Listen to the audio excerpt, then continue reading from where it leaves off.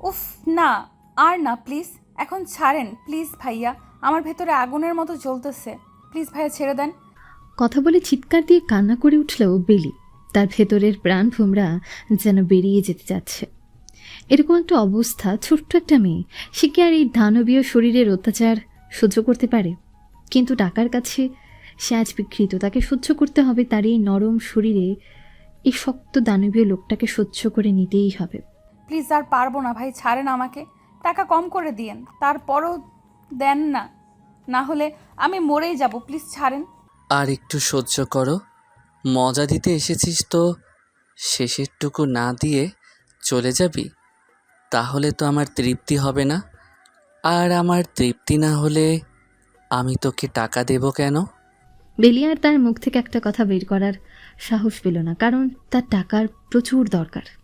তার বাবা চিকিৎসার জন্য তার বাবাকে সে যে কোনো মূল্যে হোক এই পৃথিবীতে নতুন করে বাঁচতে শেখাবে। তাকে যেভাবেই হোক টাকাটা ম্যানেজ করে নিতেই হবে। বেলি চোখ মুখ শক্ত করে চেপে ধরে সহ্য করতে থাকলো। সেই লৌহ মানবের প্রতিটা অত্যাচার, প্রতিটা আঘাত, প্রতিটা স্পর্শ তাকে এমনভাবে পীড়া দিচ্ছে, মনে হচ্ছে যে তার এই পৃথিবীতে বেঁচে থাকার কোনো অধিকার নেই, তাকে মরে যাওয়া উচিত। সম্পূর্ণ গল্প না শুনে এটুকু শুনে কেউ মন্তব্য করতে যাবেন না দয়া করে। সম্পূর্ণ গল্পটা শুনে তারপর মন্তব্য করুন, বা আপনার মতামত যা খুশি আপনি কমেন্ট বক্সে লিখতে পারেন।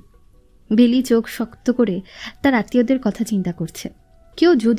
কেউ একটু সাহায্য করতো, তাহলে তাকে আজকের দেহ বিক্রি করে বাবার জন্য টাকা উপার্জন করা লাগতো না।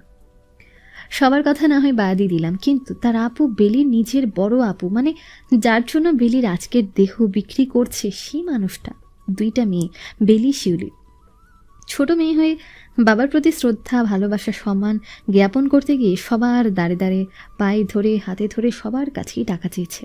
শেষ পর্যন্ত টাকা না পেয়ে বাবাকে বাঁচানোর জন্য সে নিজের সর্বোচ্চ লেভেলের সম্মানের জিনিস, নিজের ইজ্জতটাই বিক্রি করে দিয়েছে, তাও তার বাবাকে বাঁচানোর জন্য। বেলি অঝোর ধারায় কান্না করে যাচ্ছে। হুট করে এক সময় লোকটা বলে উঠল, এই নে, ছেড়ে দিলাম। এখন তাড়াতাড়ি রেডি হয়ে নে, তাড়াতাড়ি, তোকে এখান থেকে চলে যেতে হবে। জি, আমাকে 5 মিনিট সময় দেন, আমি 5 মিনিটের মধ্যে নিজেকে গুছিয়ে নিচ্ছি। টাকা নিয়ে সোজা এখান থেকে চলে যাবি, আর পিছনে ফিরে তাকাবি না পর্যন্ত, বুঝছিস? জি, ঠিক আছে, আপনি যেভাবে বলবেন সেটাই হবে। প্লিজ আমাকে একটু সময় দেন, আমি রেডি হয়ে আসতেছি। তারপর বেলি ওয়াশরুমে গিয়ে নিজেকে আয়নায় দেখে নিজেকে নিজেই দেখে আটকে গেল। তারপর বেলি ওয়াশরুমে গিয়ে নিজেকে আয়নায় দেখে নিজেকে দেখে আটকে উঠল। সে তো এই বেলিকে চেনি না, তার মাঝে আগের বেলির কোনো অস্তিত্ব বোধ নেই। তার মুখে, গালে, গলায়, ঠোঁটে, সব জায়গায় একটা পরপুরুষের চিহ্ন। কিন্তু বেলি এদিকে আর লক্ষ্য করল না, কারণ তার এটা হওয়ার ছিল, সে খুব ভালো করে জানে। তাড়াতাড়ি ওয়াশরুম থেকে বের হয়ে আসে, এসে দেখে লোকটা টাকা নিয়ে বসে আছে চেয়ারে। তোকে যেন দ্বিতীয় দিন এই এলাকায় বা এই গলিতে কখনো না দেখি। আজকে চলে যাবি, এই গলির কথাই ভুলে যাবি তুই। ঠিক আছে সাহেব, আপনি এদিকে কখনো আসবেন না প্লিজ, আমার দেরি হয়ে যাচ্ছে।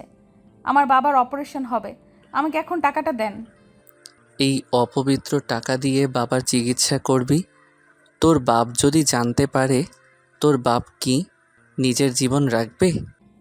সেটা আপনারা বুঝবেন না। আমার বাবাকে বাঁচানো আমার জন্য কতটা জরুরি, তার জন্য আমি সর্বোচ্চ নিচ স্তরে নেমেছি। এটা কিন্তু আমার প্রশ্নের উত্তর হলো না।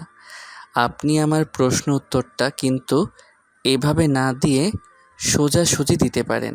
আপনার যেটা প্রয়োজন ছিল আমি আপনার প্রয়োজন মিটিয়েছি, এখন আপনি আমার প্রয়োজনটা মিটিয়ে দেন প্লিজ। আপনার দোহাই লাগে, আপনার পায়ে পড়তেছি, আমাকে দেরি করাবেন না, আমাকে যেতে হবে হসপিটালে। তারপর লোকটা আর বেলিকে বেশি অপেক্ষা করালো না, টাকাটা তার হাতে ধরিয়ে দিল। আর টাকাটা হাতে পেয়ে বেলি এক নেনো সেকেন্ড সেখানে দাঁড়িয়ে পড়ল না, সোজা উল্টো হয়ে হাঁটা পথ ধরল। তার এখন উদ্দেশ্য তাকে হসপিটালে যেতে হবে, আর হসপিটালের অ্যাকাউন্টে তাকে জমা দিতে হবে টাকা। দুপুর 12টার আগেই, এখন প্রায় 12টা বাজতে চলেছে, তাই তাকে তাড়াহুড়োর মধ্যেই যেতে হবে, না হলে তার বাবাকে সে কখনোই বাঁচাতে পারবে না। তার আস্ত কষ্ট সবই বিফলে যাবে। যত দ্রুত সম্ভব বেরিয়ে তাড়াতাড়ি একটা সিএনজি নিয়ে নিল। তারপর সিএনজিকে বলে উঠল কোন হসপিটালে যাবে। সিএনজি সেই লোকেশন অনুযায়ী তার মন মতো চালাতে লাগলো। কিন্তু এদিকে তার মন কোনোভাবে স্থির হচ্ছে না, অস্থির হয়ে যাচ্ছে। বাবার জন্য মেয়ের মন মনে হয় পাগল প্রায়। তার মন বলছে এখন যদি সে উড়তে পারত পাখির মতন, তার দুটো ডানা থাকতো, তাহলে উড়ে যেত বাতাসের গতিতে। তার বাবার মুখখানের দিকে এক নজর চাহিয়া দেখিত তার বাবা কতটা কষ্টে শুয়ে আছে। মামা, আমাকে এখানে নামিয়ে দিন না। আর আপনাকে আগাতে হবে না, প্লিজ তাড়াতাড়ি নামিয়ে দিন আমাকে। আরে মামনি, একটু অপেক্ষা করো, আমি সাইডে গিয়ে নামাই দিচ্ছি। এত অস্থির হওয়ার কি আছে? আপনাকে আমি যেটা বলেছি সেটা শোনেন। আপনি আমাকে এখানে নামিয়ে দিন। আপনার আগাইতে হবে না। আপনার যে সিএনজি তার থেকে আমি দৌড়ে তাড়াতাড়ি যেতে পারবো। মা, সব জায়গাতে এত ব্যস্ত হওয়া যায় না। কিছু জায়গাতে নিজেকে ধৈর্য ধারণ করে নিতে হয়, তাহলে সব কিছুতেই সাফল্য আসে। দেখেন, আপনি যদি এখন আমাকে ভালো কিছুও বলেন তাও আমার রাগ উঠবে, বুঝছেন? আপনি প্লিজ আপনার মুখটা বন্ধ করেন আর আমাকে নামিয়ে দিন। তারপর সিএনজিওয়ালা আর একটা কথা বলল না, চুপ করে গাড়ি সাইড করে নামিয়ে দিয়ে সেখান থেকে টাকা নিয়ে কেটে পড়ল। বেলি দৌড়ে চলে আসলো, এসে নার্সকে তার বাবার ফাইলটা বের করতে বলল আর টাকা জমা দেবে সেটা নার্সকে বলে দিল। আর এমনভাবে হাঁপাচ্ছে মনে হয় কত দূর থেকে দৌড়ে আসলো।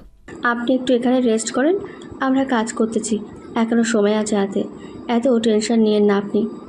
আপনি বুঝবেন না আমি আমার বাবাকে দেখার জন্য কতটা পাগল। প্লিজ একটু তাড়াতাড়ি করেন, আমি আমার বাবাকে এক নজর দেখতে চাই অপারেশনের আগে। আরে এত অস্থির হচ্ছেন কিসের জন্য আপনি? একটু নিজেকে শান্ত করেন, এখানে বসে থাকেন, আমরা আপনার বাবাকে সর্বোচ্চ দেখাশোনা করছি, আমরা সব কিছু দেখে শুনে রাখছি। আপনি একটু নিজেকে কন্ট্রোল করুন, নাহলে আপনি অসুস্থ হয়ে পড়ে যাবেন। আচ্ছা ঠিক আছে নার্স, আপনি একটু তাড়াতাড়ি করেন কাজগুলো। আর কখন অপারেশন হবে? এই তো ডক্টর সাহেব বলেছে পেশেন্ট দেখা শেষ করবে 12টায়, আর আপনার বাবার অপারেশন হবে 12টা 30-এ। সো আপনি একটু রিল্যাক্সে থাকেন এখন। হুট করে হাসপাতালে গ্যাঞ্জাম লেগে গেল। সবাই ছোটাছুটি শুরু করে দিল। কেউ কোনো কিছু বুঝে ওঠার আগে অনেকগুলো পুলিশ, র্যাব সবাই এসে হসপিটালে ভর্তি হয়ে গেল। একজন লিডার একটু অসুস্থ, তার জন্য এত বন্দোবস্ত, পুরো হসপিটাল তাদের দখলে নিয়ে নিল। বাকি ডক্টররা সেখানে ছুটাছুটি শুরু করে দিল। গরিব, দুঃখী, অসহায় যে পেশেন্টগুলো ছিল যারা একটু চিকিৎসার জন্য হসপিটালের বারান্দায়, হসপিটালের বেডে, হসপিটালের আনাচে কানাচে বসে আছে, পড়ে আছে, তাদেরকে কেউ আর দেখল না। সবাই সে একটা মানুষের জন্য ছোটাছুটি করা শুরু করে দিল। আর এদিকে অসহায় মানুষগুলো চোখের পানি বের করে কান্না করা ছাড়া তাদের কোনো উপায় নেই। একপাশ থেকে কান্নার আওয়াজটা অনেক জোরালো হয়ে আসলো বেলির কানে। কিন্তু এই আওয়াজটা শুধু বেলির একার কানেই লাগছে না, সবার কানেই লাগছে। আওয়াজ ভেসে আসলো, সে আর নাই, তার মানে একজন মারা গেছে চিকিৎসাধীন অবস্থায়। আর সেই রোগীটাকে ডক্টর দেখতেছিলেন, আর ওই অবস্থায় ছেড়ে চলে এসেছেন। আর একটু পরেই রোগীটা মারা গেল। কিন্তু কারো বিন্দু পরিমাণ কোনো আফসোস নেই। হসপিটালে থাকলে বোঝা যায় জীবনের না কোনো মূল্যই নেই। হঠাৎ করে মনে হলো বেলির তার বাবার এখন অপারেশন হওয়ার সময় হয়েছে। এখন যদি তার বাবার অপারেশন না হয় তাহলে তার বাবা হয়তো এই দুনিয়া ছেড়ে চলে যাবে। নার্স, আমার বাবার কি তাহলে অপারেশন হবে না? আমার বাবাও কি ওই লোকটার মতন মারা যাবে? এখানে আমাদের কোনো কিছুই করার নেই, ওপর মহল থেকে নির্দেশ। আমরা কি করব? আমরাও আপনার মতন। প্লিজ একটা উপায় বের করেন, না হলে আমার বাবার সাথে আমাকেও কিছু একটা করে দেন। আমিও যেন আমার বাবার সাথে পরপারে চলে যাই। প্লিজ একটা ব্যবস্থা করে দেন। দেখুন, আমাদের এখানে একজন ডক্টর থাকেন, উনি রেগুলার আসে না, ওনার মতো চলেন। ইচ্ছা হলে আসেন, না হলে নাই। আজকে আসছেন কি না সঠিক বলতে পারবো না। 509 নম্বর কেবিনে গিয়ে দেখেন, ওইখানে একটা ভেতরে চেম্বার আছে, সেখানে যে লোকটা আছে ওই লোকটাকে বলবেন দেখিয়ে দেবে। আমি তো এদিকে কিছু চিনি না। প্লিজ আপনি একটু আমার সাথে আসবেন। আমাকে মাফ করবেন, ওই দিকে যাওয়া আমাদের জন্য নিষেধ আছে। আমরা চাইলে ওই দিকে যেতে পারবো না, কারণ এই হসপিটালের মালিকের ছেলে ডক্টর, তার কেবিন ওইটা, আর উনি আমাদের সবাইকে মানা করেছে। তাহলে এখন আমি কিভাবে যাব? আপনি আমাকে তো বললেন না। আমি কোন দিক দিয়ে যাব? ওপরে গিয়ে ডানে গিয়ে বামে গিয়ে যে রুমটা সামনে পড়বে ওই রুমটাই হয়। আপনি গিয়ে ওনাকে যদি ম্যানেজ করে নিয়ে আসতে পারেন তা নিয়ে আসেন। বেলি আর কোনো কথা শুনল না। ঠিকানা পাওয়া মাত্রই দৌড় লাগালো সেদিকে। পরের কথাগুলো শোনার আর প্রয়োজন মনে করল না, কিন্তু পরের কথাগুলো শোনা তার জন্য খুব প্রয়োজন ছিল। পরে কথা না শোনার জন্য তার জীবনের সব থেকে বড় ভুল হতে চলেছে। কারণ এখানে সবাই জানে যে মালিকের ছেলে যে ডক্টর আছে সে ভয়ঙ্কর লেবেলার সাইকো। কারণ এখানে সবাই জানে যে মালিকের ছেলে যে ডক্টর আছে সে ভয়ঙ্কর লেভেলের সাইকো। মানুষকে খুন করতে, মানুষের রক্ত দিয়ে খেলা করতে, মানুষকে মরণ পর্যন্ত নিয়ে যেতে সে খুব আগ্রহী, আর খুব আগ্রহের সাথে সে কাজগুলো করে থাকে।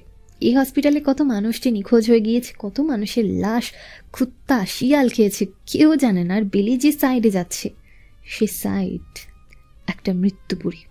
এই হসপিটালের মৃত্যুপুরী বলা হয় সেই সাইডকে। বেলি শেষে রুমটা পেয়ে গেল, আর সেই রুমের ভেতর থেকে বিচ্ছিরি এক ধরনের গন্ধ আসছে, যেটা বেলির নাকে গেলে বেলি বমি করতে যাচ্ছিল। এমত অবস্থায় একজন দরজাটা মুখের উপর বন্ধ করে দিল। বেলি পলকটা ফেলতে একটা পরিচিত ফেস তার সামনে এসে হাজির হলো। তার ভেতর তাতকে উঠল, তুমড়ে মুছড়ে গেল। সে কখনো ভাবেনি তার সাথে এভাবে ফের দেখা হবে, তাও আবার এত তাড়াতাড়ি। প্লিজ দরজাটা খোলেন প্লিজ, আমার খুব দরকার, আমার প্লিজ প্লিজ প্লিজ। ভেতর থেকে কোনো সাড়া শব্দ আসছে না, একদম নিশ্চুপ, কেউ কোনো কথা বলছে না। মনে হয় না ভেতরে কেউ আছে। আমার খুব দরকার, আমার প্লিজ, আপনি আমার বাবাকে বাঁচাতে পারেন, প্লিজ আপনি প্লিজ বের হয়ে আসেন, প্লিজ দরজাটা খোলেন প্লিজ, আমার একটা কথা শোনেন। এবার ভেতর থেকে কোনো রেসপন্স আসছে না। মনে হচ্ছে না কেউ কাউকে ডাকছি না, বা কেউ কাউকে এখানে অনুনয় বিনয় করছে না। তার মনের মতন তারা কাজ চালিয়ে যাচ্ছে। এর বিনিময়ে আপনি যা চাইবেন আমি তাই দেব আপনাকে, প্লিজ তাও আপনি আমার কথাটা শুনুন, 1 মিনিট আমার কথাটা শোনেন, তারপর আপনি দরজাটা লাগিয়ে দিয়েন। তারপরও ভেতর থেকে কোনো কথা আসছে না। ভেতরের লোকটা একটা লাশ কাটতে ব্যস্ত। তার নেশা উঠেছে কাটাকাটির, এখন তাকে সেটাই করতে হবে। আর এদিকে বেলা যে তাকে ডাকছে তার কোনো রেসপন্স নেই, সে কাটাকাটিতে ব্যস্ত। তার পুরো শরীর লাল হয়ে আছে, তার চোখ দুটো ভয়ানক লাল রক্তবর্ণ ধারণ করেছে, ঠোঁটে লালসরা হাসি, আর লাশটার দিকে তাকিয়ে আছে এক নজরে। যে কোনো একটা স্বাভাবিক মানুষ এই অবস্থা দেখলে হার্ট অ্যাটাক হয়ে যাবে নিঃসন্দেহে। প্লিজ আপনি আমার একটু কথা শুনুন, আমার বাবার লাস্ট স্টেজে এসে দাঁড়ায় আছে, আপনি যদি আমাকে একটু হেল্প করেন আমার বাবা এই পৃথিবীর আলো দেখবে, আমি আবার আমার বাবাকে বাবা বলে ডাকতে পারবো, আমি আবার আমার শান্তির নীড় খুঁজে পাবো। ওই মানুষটা বেঁচে না থাকলে আমাকেও হয়তো বা এই পৃথিবীতে বেঁচে থাকতে দিবে না। প্লিজ আপনি আমার একটা কথা শোনেন, একবার বেরিয়ে আসেন, তারপর আমার কথা শোনেন প্লিজ। এবার দরজা খোলার শব্দ হলো। আগের সেই বিশ্রী গন্ধটা তার নাকে এসে আবার গভীরভাবে স্পর্শ করে গেল। বেলির বমি পাচ্ছে। ওনা দিয়ে মুখ চিপে ধরতে সামনে থাকা মানুষটার দিকে তার চোখ আটকে গেল। আর কিছু বলার আগে একটা চিল্লানি দিল, তারপর সেন্সলেস হয়ে মাটিতে পড়ে গেল। হা হা হা হা। আমাকে দেখার সাধ্য সবার হয় না, আর যার সাধ্য হয় জিন্দা থাকে না এই পৃথিবীতে। তুমি একমাত্র কন্যা যে আমাকে একই দিনে 2 বার দেখার সৌভাগ্য হয়েছে তোমার। হা হা হা হা হা। একজন ডেভিলের রোমান্টিক ভালোবাসা আর কতটা শক্তিশালী আর কতটা ভয়ানক হতে পারে, এই গল্পটা না শুনলে হয়তো আপনারা ধারণাই করতে পারবেন না। গল্পটা পুরো শুনবেন, আর তারপর আপনার মূল্যবান মন্তব্য আপনি করে যেতে পারেন আমাদের কমেন্ট বক্সে।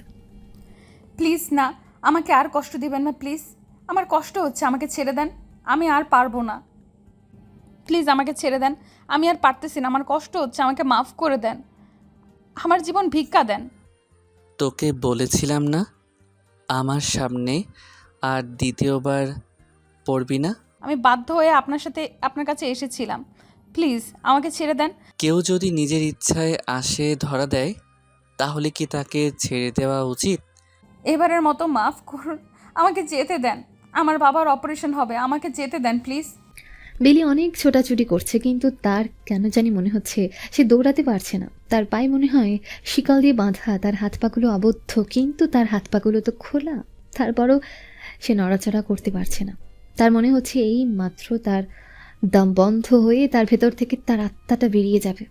এদিকে তার বাবার টেনশন, আর এদিকে তার জীবন বাঁচানো, সব মিলিয়ে তার জীবনটা যায় অবস্থা। নার্স এত খারাপ অবস্থা দেখে 1 গ্লাস পানি বেলির মুখের উপর ছুঁড়ে মারল, যাতে করে তার জ্ঞানটা দ্রুত ফিরে আসে। বেলির যখন জ্ঞান ফিরে আসলো তখন সে তাকে একটা আবদ্ধ ঘরে আবিষ্কার করলো। শুধু একজন নার্স ছাড়া এখানে আর আশেপাশে কেউ নেই। তার মানে সে এতক্ষণ যেটা দেখছিল সেটা তার স্বপ্ন ছিল, বাস্তবে ছিল না। নার্স আমার বাবা, আমি আমার বাবার কাছে যাব। সেটা নিয়ে আপনি একদম টেনশন করবেন না। আপনার বাবা একদম নিরাপদ, সুস্থ আছে। তার অপারেশন হয়েছে, এখনও তাকে কেবিনে শিফট করা হয়নি। কেবিনে শিফট করলে আমি আপনাকে নিয়ে যাব। তাহলে আমি এখানে কি করতেছি? আর আমি এখানে আসলাম কিভাবে? আর আমি তো উপরে ছিলাম, এখানে কিভাবে আসলাম? আর আপনি কে? আপনি আমাকে চিনবেন না, আমি এখানে পার্সোনাল নার্স হিসেবে আছি, আর সেটা শুধু আপনার জন্য। আসলে আমি কিছু বুঝতে পারতেছি না। আপনি আমাকে কি বলছেন ভুলভাল? আমার বাবার কাছে আমাকে নিয়ে যাবেন প্লিজ। যখন অনুমতি দেবে তখন আমি আপনাকে নিয়ে যাব। এখনও অনুমতি দেওয়া হয়নি। আপনার কি মাথা ঠিক আছে? আমি আমার বাবার কাছে যাব, তাও আবার অন্যের অনুমতি নিয়ে? আমাকে আমার বাবার কাছে যেতে দেন।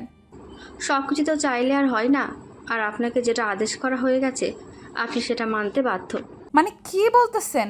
এবার আমার কিন্তু প্রচণ্ড রাগ উঠতেছে। প্লিজ দেখুন, আমি আমার বাবাকে দেখব, আমাকে আমার বাবার কাছে নিয়ে যান। আচ্ছা, একটু অপেক্ষা করো, আমি বাইরে থেকে এসে আপনাকে নিয়ে যাচ্ছি। আমি বাইরে দেখে এসে আপনাকে আপনার বাবার রুমে নিয়ে যাচ্ছি। বেলি প্রচণ্ড পরিমাণে টেনশনে আছে। তার বাবার কি হয়েছে আর তার সাথেই বা কী হয়েছে তাকে এত ক্লান্ত লাগছে কিসের জন্য? এতক্ষণ সে নিজের দিকে ভালো লক্ষ্য করেনি। এখন লক্ষ্য করে দেখে তার পরনে আগের জামা কাপড়গুলো নাই, নতুন করে জামা কাপড় পরানো হয়েছে তাকে। আর এখানে যেরকম জামা কাপড়গুলো পরানো হয়েছে একদম অদ্ভুত টাইপের, এরকম জামা কাপড় কেউ পরে না, সাধারণ মানুষেরা। কিন্তু এটা কোন ধরনের জামা কাপড়? বেলি টেনশন বেড়েই যাচ্ছে। তার বাবার সাথে কি হচ্ছে না হচ্ছে কিছুই বুঝতে পারছে না। এদিকে এই হসপিটাল কি কারো বাপের নাকি যে যার মতো চালাবে? একজন অসহায়কে ফেলে সেই লিডারের পিছনে ছুটতে হবে? স্যার আসলে আমাদের এলাকার এমপি মহোদয় এসেছিলেন, তার জন্য আর কি। তার জন্য আর কি মানে? মাথা ঠিক আছে? আর এদিকে যে 2জন পেশেন্ট মারা গিয়েছে সে দায়ভার কে নিবে? এমপি মহোদয় বলেছে এই নিউজ কোনোভাবে বাইরে প্রকাশ করা হবে না, তাই আমরা নিশ্চিত থাকতে পারি। আপনি খুব ভালো করে জানেন যে আমি বাহিরে লোকের ধার ধারি না। আর একজন এমপির জন্য 2জন নিরীহ সাধারণ মানুষের যে জীবন গেল, তার পরিবার কিভাবে চলবে আপনি একটু ভেবে দেখেছেন? স্যার এই ব্যাপারে বড় স্যার ভালো জানে, আপনার সাথে কথা বলতে পারবে। আমরা তো আর হুকুমে এরম করছি। তোর বড় স্যার কোথায় সেটা আমাকে বল এখনই।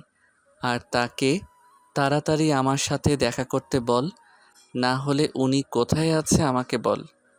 নিজেকে একটু শান্ত করেন, আমি দেখতেছি কোথায়, আমি আপনাকে ইনফর্ম করে দিচ্ছি। Inform my food, you go first man. Rafika সেখানে এক মুহূর্ত দাঁড়ানোর সাহস করল না। মাহিনের ভয়ঙ্কর সেই রূপ দেখে তার কলিজা পুরো শুকিয়ে যাচ্ছে। তাড়াতাড়ি তার সামনে থেকে সরে পড়ল আর ইকবাল চৌধুরীকে খোঁজাখুঁজি শুরু করে দিল। ইকবাল চৌধুরী হলো এই হসপিটালের কর্ণধার আর সাথে সাথে একজন অমানসিক লোভী ডাক্তার। যত জঘন্যতম কাজ করে। আজকে বিশাল সয় সম্পত্তির মালিক হয়ে বসে আছেন তিনি, কিন্তু তার ছোট ছেলের সেদিকে কোনো ভ্রুক্ষেপ নেই। নিজের ইচ্ছে মতো নিজের স্বাধীনতা মতো সব কিছু করে বেড়ায় আর কাউকে পরোয়া পর্যন্ত করে না। স্যার মাহিন স্যার আপনাকে দেখা করতে বলেছে এখনই। স্যার আচ্ছা, তোর কি মনে হয় আমি ওর বাপ নাকি ও আমার বাপ? আর এই সময় মনে হয় না এরকম করে তর্ক করা আমাদের ঠিক হবে। আবার নতুন করে কি নাটক শুরু হয়েছে সেটা আমাকে আগে বলতো দেখি, কি হয়েছে? আমাদের এমপি মহোদয়ের জন্য 2জন সাধারণ নিরীহ মানুষ মারা গিয়েছে, আর সেটা মাহিন স্যারের গায়ে লেগেছে, আর আমাদের সাথে এই বিষয়ে কথা বলবে। গিয়ে বল আমি হসপিটালে নেই, এমপির সাথে বাইরে গিয়েছি, আর এখন দেখা করতে পারবো না, রাতে বাড়িতে কথা হবে ওর সাথে এটা নিয়ে। স্যার যেটা আপনি ফোন করে বলে দেন আমি স্যারের সাথে সামনে যাইতে পারবো না, তাহলে আমাকে শেষ করে ফেলবে। আজকে আমার সেই দিন হবে তাহলে। তোকে যেটা বলছি সেটা কর, না হলে তোকে এখন হসপিটাল থেকে ধাক্কা দিয়ে বের করে দেবো। না স্যার, কোনোভাবেই করবেন না স্যার। স্যার আমার ছোট ছোট 3টা বাচ্চা আছে স্যার, আমাকে বের করে দিয়েন না স্যার প্লিজ। তাহলে তোকে এখন যেটা বললাম সেটা কর, তাড়াতাড়ি গিয়ে খবরটা পৌঁছে দে। রফিক সাহেব দ্রুত এসে মাহিনের কাছে খবরটা দিল আর মাহিন এটা শুনে প্রচণ্ড রেগে একদম সজোরে দেয়ালে একটা ঘুষি মেরে দিল। আঙুল ফেটে রক্ত টকবক করে পড়তে লাগলো। রফিক ভয়ে সেখান থেকে দৌড়ে চলে গেল। মাহিন খুব ভালো করে জানে তার বাবা এখনও হসপিটালে আছে, কারণ এই সময় তিনি কোথাও যান না। আর আজকে বাহানা দেখাচ্ছে তাকে। মাহিন কোনো কথা না বলে তার বাবার অফিস রুমের দিকে রওনা দিল। আর এদিকে বেলি শুয়ে আছে, তার আর ভালো লাগছে না। অনেকক্ষণ ধরে কেউ আসছে না, তাই রুম থেকে বের হয়ে আসলো। নিজের শরীরের উপর তার কোনো কন্ট্রোল নেই, এতটা দুর্বল হয়ে পড়েছে সে। এর আগে তো কখনো এত দুর্বল হয়ে পড়েনি সে, তাহলে আজকে হঠাৎ করে কি হলো তার যে এত দুর্বল লাগছে? আর ব্যথার জন্য হাঁটতে পারছে না, এত পরিমাণ ব্যথা করছে, জ্বালা যন্ত্রণা, মনে কি একটা যন্ত্রণা। কিন্তু সব কিছু ভুলে গিয়ে বাবার ভালোবাসার আসক্ত হয়েছে, তার বাবাকে দেখার জন্য বেরিয়ে পড়ল। বেশিক্ষণ হাঁটতে পারল না, সামনে এসে ধপাস করে পড়ে গেল। আর যে উঠে দাঁড়াবে সে শক্তি সে পাচ্ছে না। আধো আধো চোখের সামনের দিকে তাকিয়ে ঝাপসা দেখছে। শুধু একজনকে দেখা যাচ্ছে, একটা মানুষ তার দিকে এগিয়ে আসছে, এটুকু পর্যন্ত সে দেখতে পেল। কিন্তু ধীরে ধীরে চোখ ঝাপসা হয়ে যাচ্ছে, চোখ খুলে তাকিয়েই থাকতে পারছে না, চোখটা বন্ধ হয়ে যাচ্ছে। শেষ পর্যন্ত নিজেকে ধরে রাখতে পারল না, চোখ দুটো বন্ধ করে নিতে বাধ্য হলো।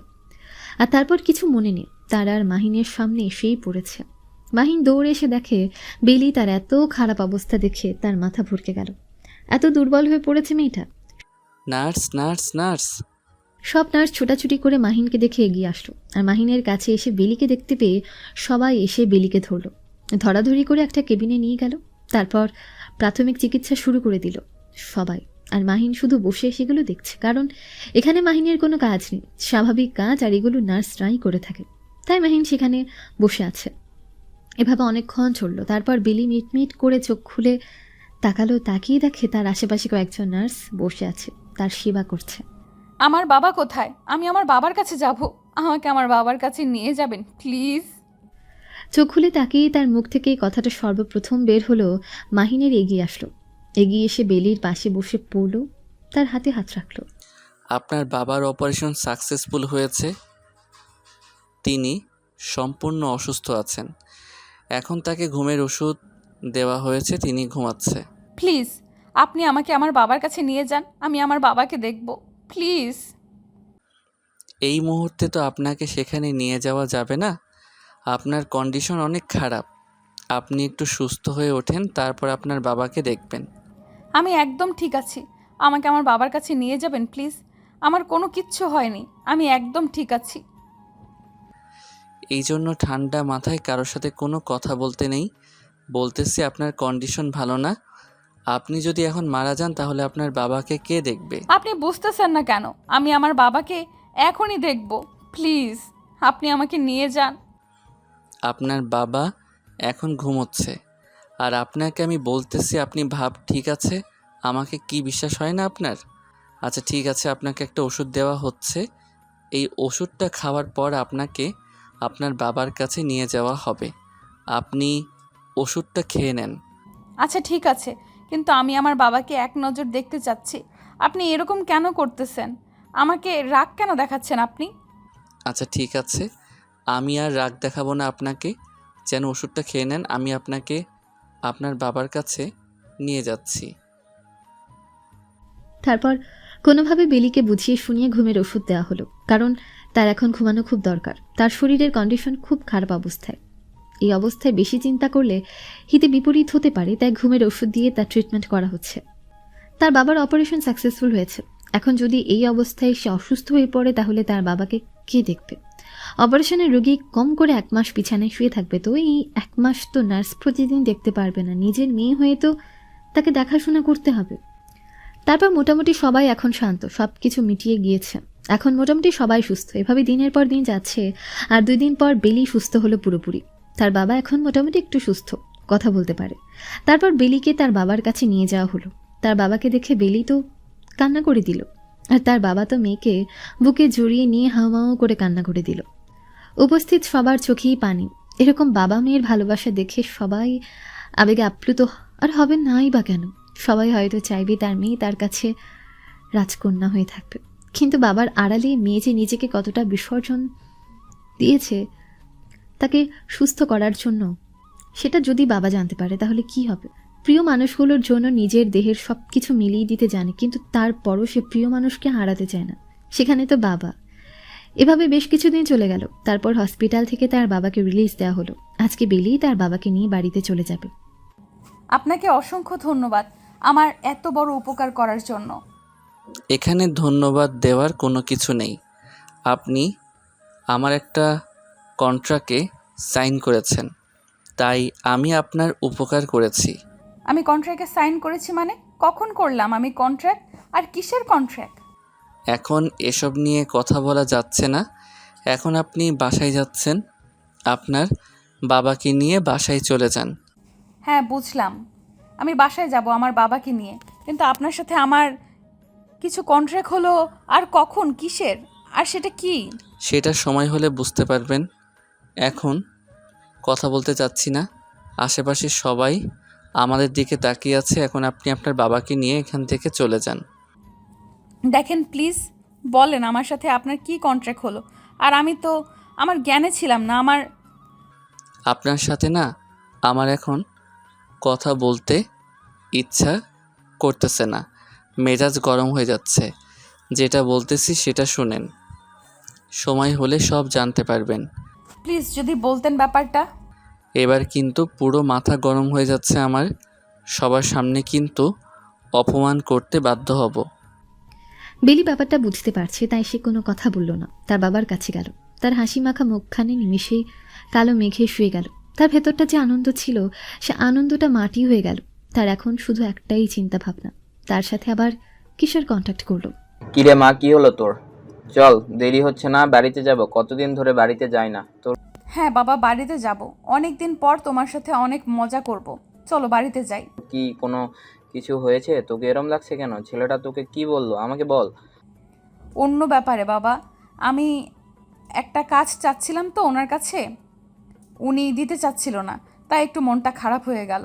আরে বাদ দে তো, কপালে যা আছে তাই হবে। এখন চল তো বাসায় যাই। বাসায় যেতে ইচ্ছে করতেছে আমার এখন অনেক। তারপর বেলি তার বাবাকে একটা সিএনজিতে উঠিয়ে নিল। তারা তাদের বাসার উদ্দেশ্যে রওনা দিল। তারপর বাসায় চলে আসলো। এসে বাসায় সব কিছু গুছিয়ে নিল, নতুন করে পরিপাটি করে সাজিয়ে নিল। অনেকদিন থেকে বাসায় থাকে না তারা, তার জন্য বাসাটা কেমন এলোমেলো হয়ে আছে, আর কেমন জানি অপরিষ্কার হয়েছে। সব পরিষ্কার করতে লাগলো। আর এদিকে জি স্যার, বলেন কি বলবেন, আমি শুনেছি। শুধু শুনলেই হবে না, আপনাকে কিছু কাজ করতে হবে, আর সেটা আপনাকেই করতে হবে। স্যার আসলে আমি খুব ভালোভাবে বুঝতে পারতেছি আপনার সমস্যা কোথায়, কিন্তু কাজটা আপনাকেই করতে হবে। আচ্ছা স্যার, ঠিক আছে, আমি করব। জি একবার কাজের কথা জিজ্ঞেস করবেন না যে কাজটা কি? স্যার, বলেন আমাকে কি করতে হবে। আপনাকে দুজন মানুষকে খুন করতে হবে, বুঝছেন? আর সেটা আপনাকেই করতে হবে। স্যার স্যার এসব কি বলতেছেন? আমি করব খুন? স্যার আমি পারবো না স্যার। আমি যেহেতু বলছি আপনাকে করতে হবে না, আপনাকে করতে হবে। রফিক সাহেব কি করবে না করবে বুঝতে পারছে না। তার গলায় যেন কাঁটা আটকে গিয়েছে। এখন কি করবে? এদিকে ভয় পাচ্ছে না, তার এখন শুধু একটা চিন্তা হয়, এখান থেকে কোনো মতে সরে যেতে পারলেই হয়।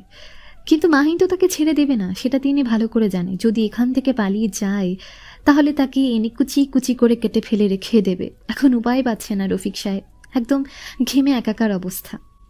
রফিক সাহেব সেখানে টেনশনের মাথায় বসে পড়ল। কি করবে না করবে বুঝতে পারছে না, কি উত্তর দেবে। কোন উত্তর দিয়েতে লাভ নেই। তাকে যেটা করতে বলবে সেটাই করা লাগবে, না হলে তার জীবন যাবে, এটা খুব ভালো করে জানেন তিনি। কিন্তু কাকে খুন করতে হবে আর কোথায় খুন করতে হবে সেটা শুনে দেখুক, তারপর না হয় পরে ডিসিশন নেবে। পালিয়ে যাবে নাকি কি করবে সেটা আগে শুনে নিক। জি স্যার, আমি রাজি, কিন্তু কাকে ফোন করতে হবে স্যার? আর এখন কোনো কিছু বলার ইচ্ছা করতেছে না, এখন অন্য কিছু ইচ্ছা করতেছে। আপনি এখন যান, পরে আপনাকে ফোন দিয়ে ডেকে নেব। স্যার এখন বলেন, তাহলে আমি সেই হিসাবে প্রস্তুতি নিব, নিজেকে তৈরি করব। এত তৈরি করতে হবে না, এখন যেটা বলতেছি সেটা শুনেন। এখান থেকে যান, আর আপনি আপনার চেম্বারে গিয়ে বসেন, রোগী দেখেন, যান। কিন্তু স্যার আপনি যে বললেন 2টা খুন করতে হবে, তাহলে সেটা কি আপনি আমার সাথে মজা করছিলেন? আমাকে দেখে কি মনে হয় আমি আপনার সাথে মজা করতেছি? আর আপনি কে যে আপনার সাথে আমি মজা করব? তারপর রফিক সাহেব সেখানে আর কোনো কথা বলার সুযোগ পেল না। কোনো কথা বলার স্কোপ নেই। কি বলবে? যেটা বলবে সেটাই রাগ দেখাবে, তাই সেখানে তিনি আরও বেশি কোনো অপেক্ষা করলেন না, সেখান থেকে চলে গেলেন। আর এইদিকে বেলি এবং তার বাবা দুজনে মিলে বাড়িটা ঝকঝকে পরিষ্কার করে নিল। এখন শান্তি লাগছে। কতদিন পর তারা এবার বাড়িতে হাসাহাসি করছে। শেষ কবে যে এভাবে শান্তিতে নিঃশ্বাস নিয়েছিল মনে নেই বেলির। আজ 21তম দিনে তারা মহাকরি, তারা অনেক বেশি খুশি। বেলি খুশি মনে রান্না বসিয়ে দিল, তার বাবাকে তার পছন্দ মতো রান্না করে খাওয়াবে বলে। কিন্তু কথাই আছে না, খুশির মুহূর্ত বেশিক্ষণ থাকে না। সেটাই হলো বেলির সাথে আবারও। তার বড় আপুর গলার আওয়াজ ভেসে আসলো তার কানে। তার বড় আপুর গলার আওয়াজ ভেসে আসলো তার কানে। তার আপু, তার বাবা যে অংশের ভাগ পাবে সেই অংশের ভাগ চাচ্ছে এখন। আর যদি সেই ভাগ না দেওয়া হয় তাহলে ঝামেলা হবে, অনেক বড় ঝামেলা। কারণ শিউলির যেখানে বিয়ে হয়েছে তারা অনেক প্রভাবশালী লোক, আরও অনেক জঘন্যতম লক্ষ্য, তারা টাকা, নেশা। তার বড় আপুর গলার আওয়াজ ভেসে আসলো তার কানে। তার আপু, তার বাবা যে অংশের ভাগ পাবে সেই অংশের ভাগ চাচ্ছে এখনই। আর যদি সেই ভাগ না দেওয়া হয় তাহলে ঝামেলা হবে, অনেক বড় ঝামেলা। কারণ শিউলির যেখানে বিয়ে হয়েছে তারা অনেক প্রভাবশালী লোক, আরও অনেক জঘন্যতম লোক। তারা টাকা, নেশা এই দুইটা ছাড়া আর কিছুই বোঝে না। বেলিকে তার দেবরের সাথে বিয়ে দিতে চাইছিল, আর বেলি রাজি না হওয়ার কারণে আজকে তাদের এই দুরবস্থা। একজন আপন বোন আর একজন আপন বোনের যে কতটা ক্ষতি করতে পারে সেটা শিউলিকে না দেখলে বোঝা যেত না। শিউলি এমন একজন পার্সন, নিজের স্বার্থ ছাড়া কিছুই বোঝে না। একজন যা ছোট বোন, আদরের ছোট বোন, আর আদরের একজন বাবা বেঁচে আছে। মা তো অনেক আগে মরে শান্তিতে ঘুমিয়ে গিয়েছে, কিন্তু তার এদিকে কোনো ভ্রুক্ষেপ নেই। নিজের স্বার্থ ছাড়া শিউলি কিছুই বোঝে না। দেখ আপু, চিল্লাচিল্লি করিস না। বাবা মাত্র সুস্থ হয়ে বাড়িতে আসলো। একদিন সময় দে, তোর সম্পত্তির ভাগ বুঝিয়ে দেবে তোকে। এই ছেকরি, তোর দেখি কথা ফুটছে মুখ থেকে। এখন চুপ করে থাক। আমি এসেছি আমার সম্পত্তির ভাগ, আজকে আমি নিয়ে যাব। দেখ আপু, এরকম করিস না। বাবা আবার অসুস্থ হয়ে যাবে, আর আমাদের হাতে এমন কোনো টাকা নেই যে বাবাকে নিয়ে আমি বাইরে কোথাও যাইতে পারবো। অনেক কষ্টে সুস্থ করে নিয়ে এসেছি মানুষটাকে, একটু শান্তিতে থাকতে দে। আমার ভাগটা আমাকে দিলেই আমি এখান থেকে বের হয়ে যাচ্ছি। তারপর তোরা শান্তিতে থাক, ভালো থাক। আমার কি? তোর তো কিছুই না, সেটা আমি খুব ভালো করে জানি, কিন্তু আমাদের একটু শান্তিতে থাকতে দে। একটা দিন সময় দে, তারপর তোকে তো সম্পত্তি বুঝিয়ে দিয়ে আমরা এখান থেকে চলেই যাব। আহারে দরদি বোন আমার, তোর এসব কথা আমি কিছুই শুনতে পাচ্ছি না। আমার সম্পত্তির ভাগ দরকার, আমি ভাগ নিয়ে চলে যাব। আমার ছোট মেয়েকে তুই কোনো জব্দ করতে পারিস না। তোকে আমি এক কানা করিয়ে দেব না। তুই চলে যা আমার চোখের সামনে থেকে। এই বুইরা, একটা কথা বলবি না, কথা কম বল, আর আমার সম্পদের ভাগ দে। আজকে যদি আমার একটা ছেলে থাকতো তাহলে তোরা কেউ কখনো আমার সম্পত্তির ভাগ চাওয়ার সাহস করতি না। এজন্য তোর ছেলেকে হারিয়ে ফেলেছিস, তোর কপালে দুঃখ আছে বুঝছিস? তার জন্য তোর ছেলে তোর কাছ থেকে হারিয়ে গিয়েছে। বাবা, আপু এসব কি বলতেছে? আমার ভাই ছিল, আমাকে এতদিন বলনি কেন? আর এই কাহিনী কি?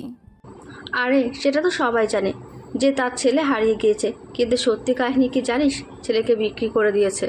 বাবা, আপু এসব কি বলতেছে? তুমি তোমার ছেলেকে বিক্রি করে দিয়েছো? কি বলতেছে? আমি এসব কি শুনতেছি?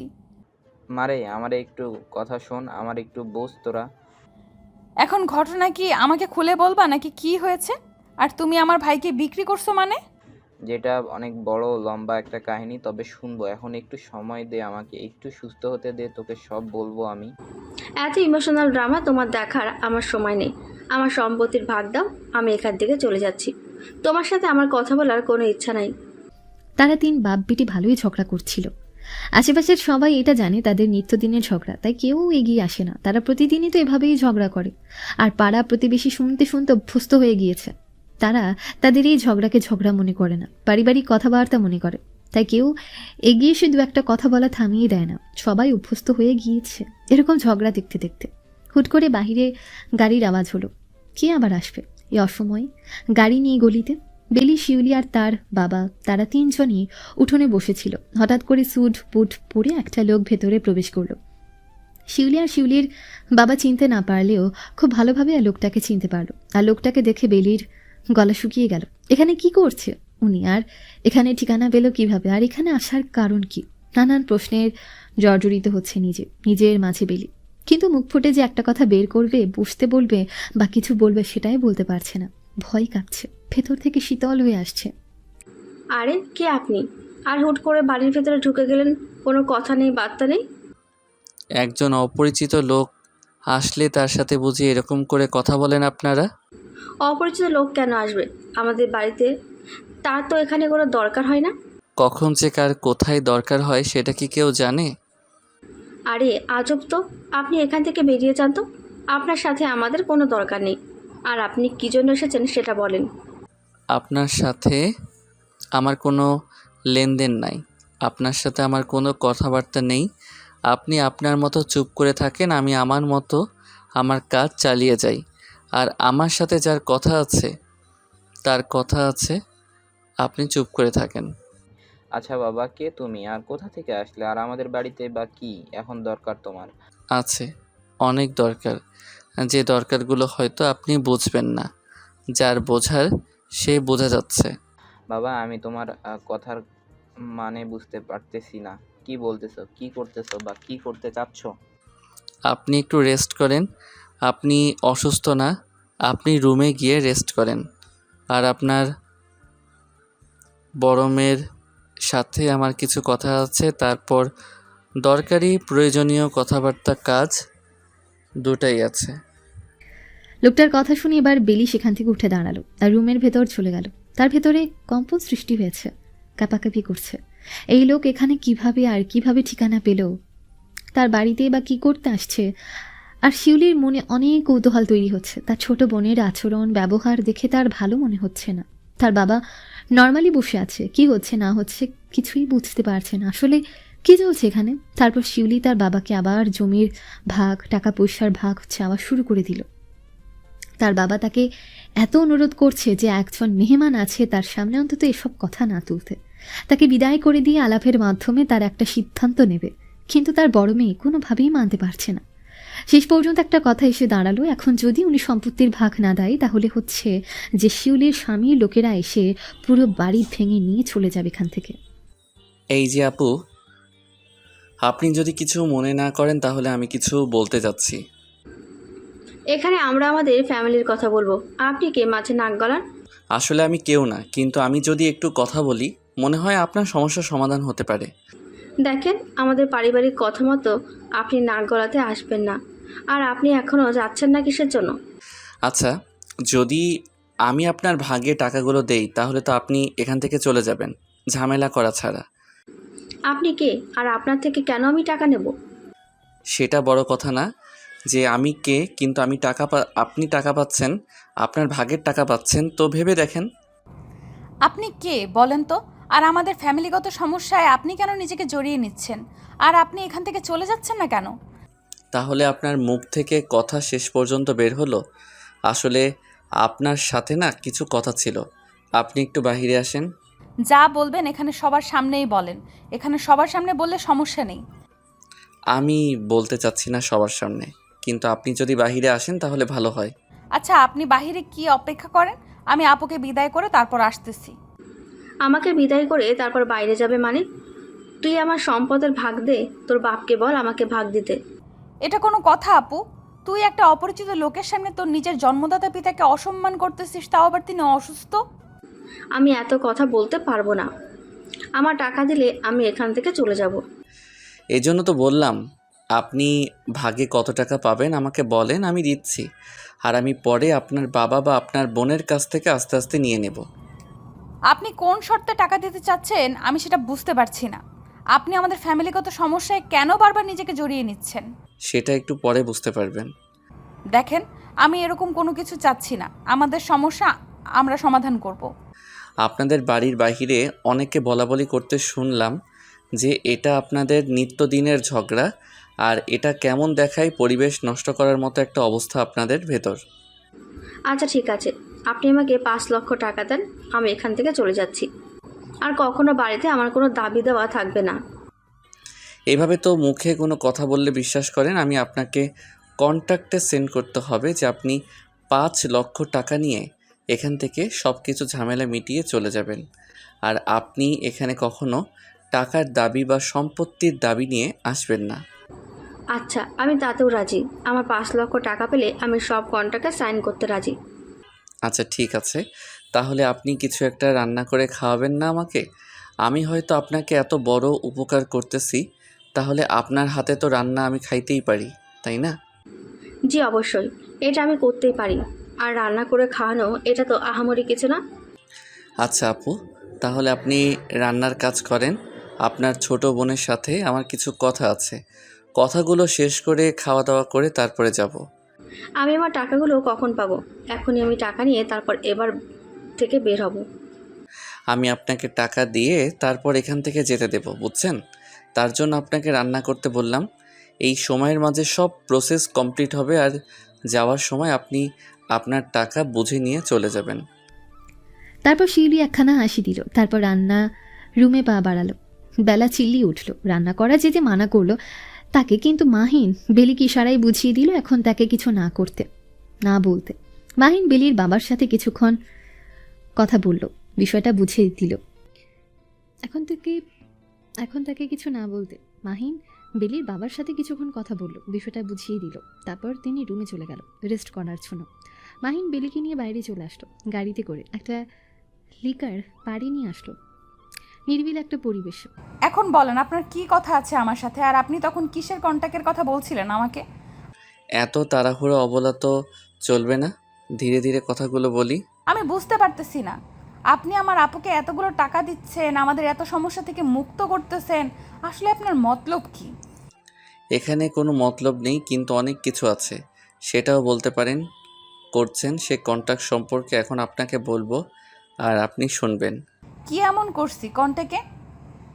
এমন লেখা ছিল আপনি আমাকে খুন করে ফেলবেন, আপনি আমাকে নির্যাতন করবেন, বা আপনি আমাকে আপনার গোলাম বানিয়ে রাখবেন। আমি সব কিছুতে রাজি, কিন্তু আমার বাবাকে এসব কিছু জানাবেন না। আমি তো এসব নিয়ে চিন্তাও করি নাই, কল্পনাও করিনি আপনি যত সব ভাবতেছেন। কিন্তু আপনাকে মেরে ফেলার একটা প্ল্যান ছিল, কিন্তু এখন সেটা ক্যান্সেল হয়েছে। ক্যান্সেল কেন করলেন? আপনি আমাকে মেরে ফেলেন, আমি এক কথায় রাজি। আপনি যদি আমাকে খুন করেন বা আমার অঙ্গ প্রত্যঙ্গ নিয়ে বিক্রি করেন, আমি সব কিছুতে রাজি, কিন্তু প্লিজ আপনি আমার বাবাকে কিছু বলবেন না।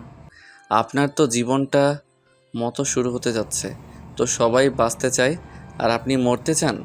আপনার মতো তো আর সবার জীবন, যার কষ্টগুলো না সে বোঝে, যার জীবন সেই বোঝে তার জীবনের মর্ম। আপনি হয়তো আপনার জীবনকে নিয়ে অতিষ্ঠ, কিন্তু আপনি যদি আমার জায়গায় থাকতেন এতদিনে নিজেকে হয়তো মৃত্যুপুরীতে আবিষ্কার করতেন। এসব কথা বাদ দেন, কাজের কথায় আসেন। আসলে আপনার আমার সাথে কি চুক্তি হয়েছে, আর আমি কি কথা এমন দিয়েছি যেটা আমাকে এখন রাখতে হবে? তারপর মাহিন সব কিছু খুলে বলল। আসলে কন্ট্রাক্ট এরকম ছিল যে যদি অপারেশন অবস্থায় তার বাবা কোনো অঘটন জনিত কারণে মারা যায় তাহলে সম্পূর্ণ দায়ভার বেলির। এখানে কর্তৃপক্ষের কোনো দায়ভার থাকবে না, তারা তাদের সর্বোচ্চ চেষ্টা করেছে, কিন্তু তার হায়াত ছিল না বিধায় মারা গিয়েছে।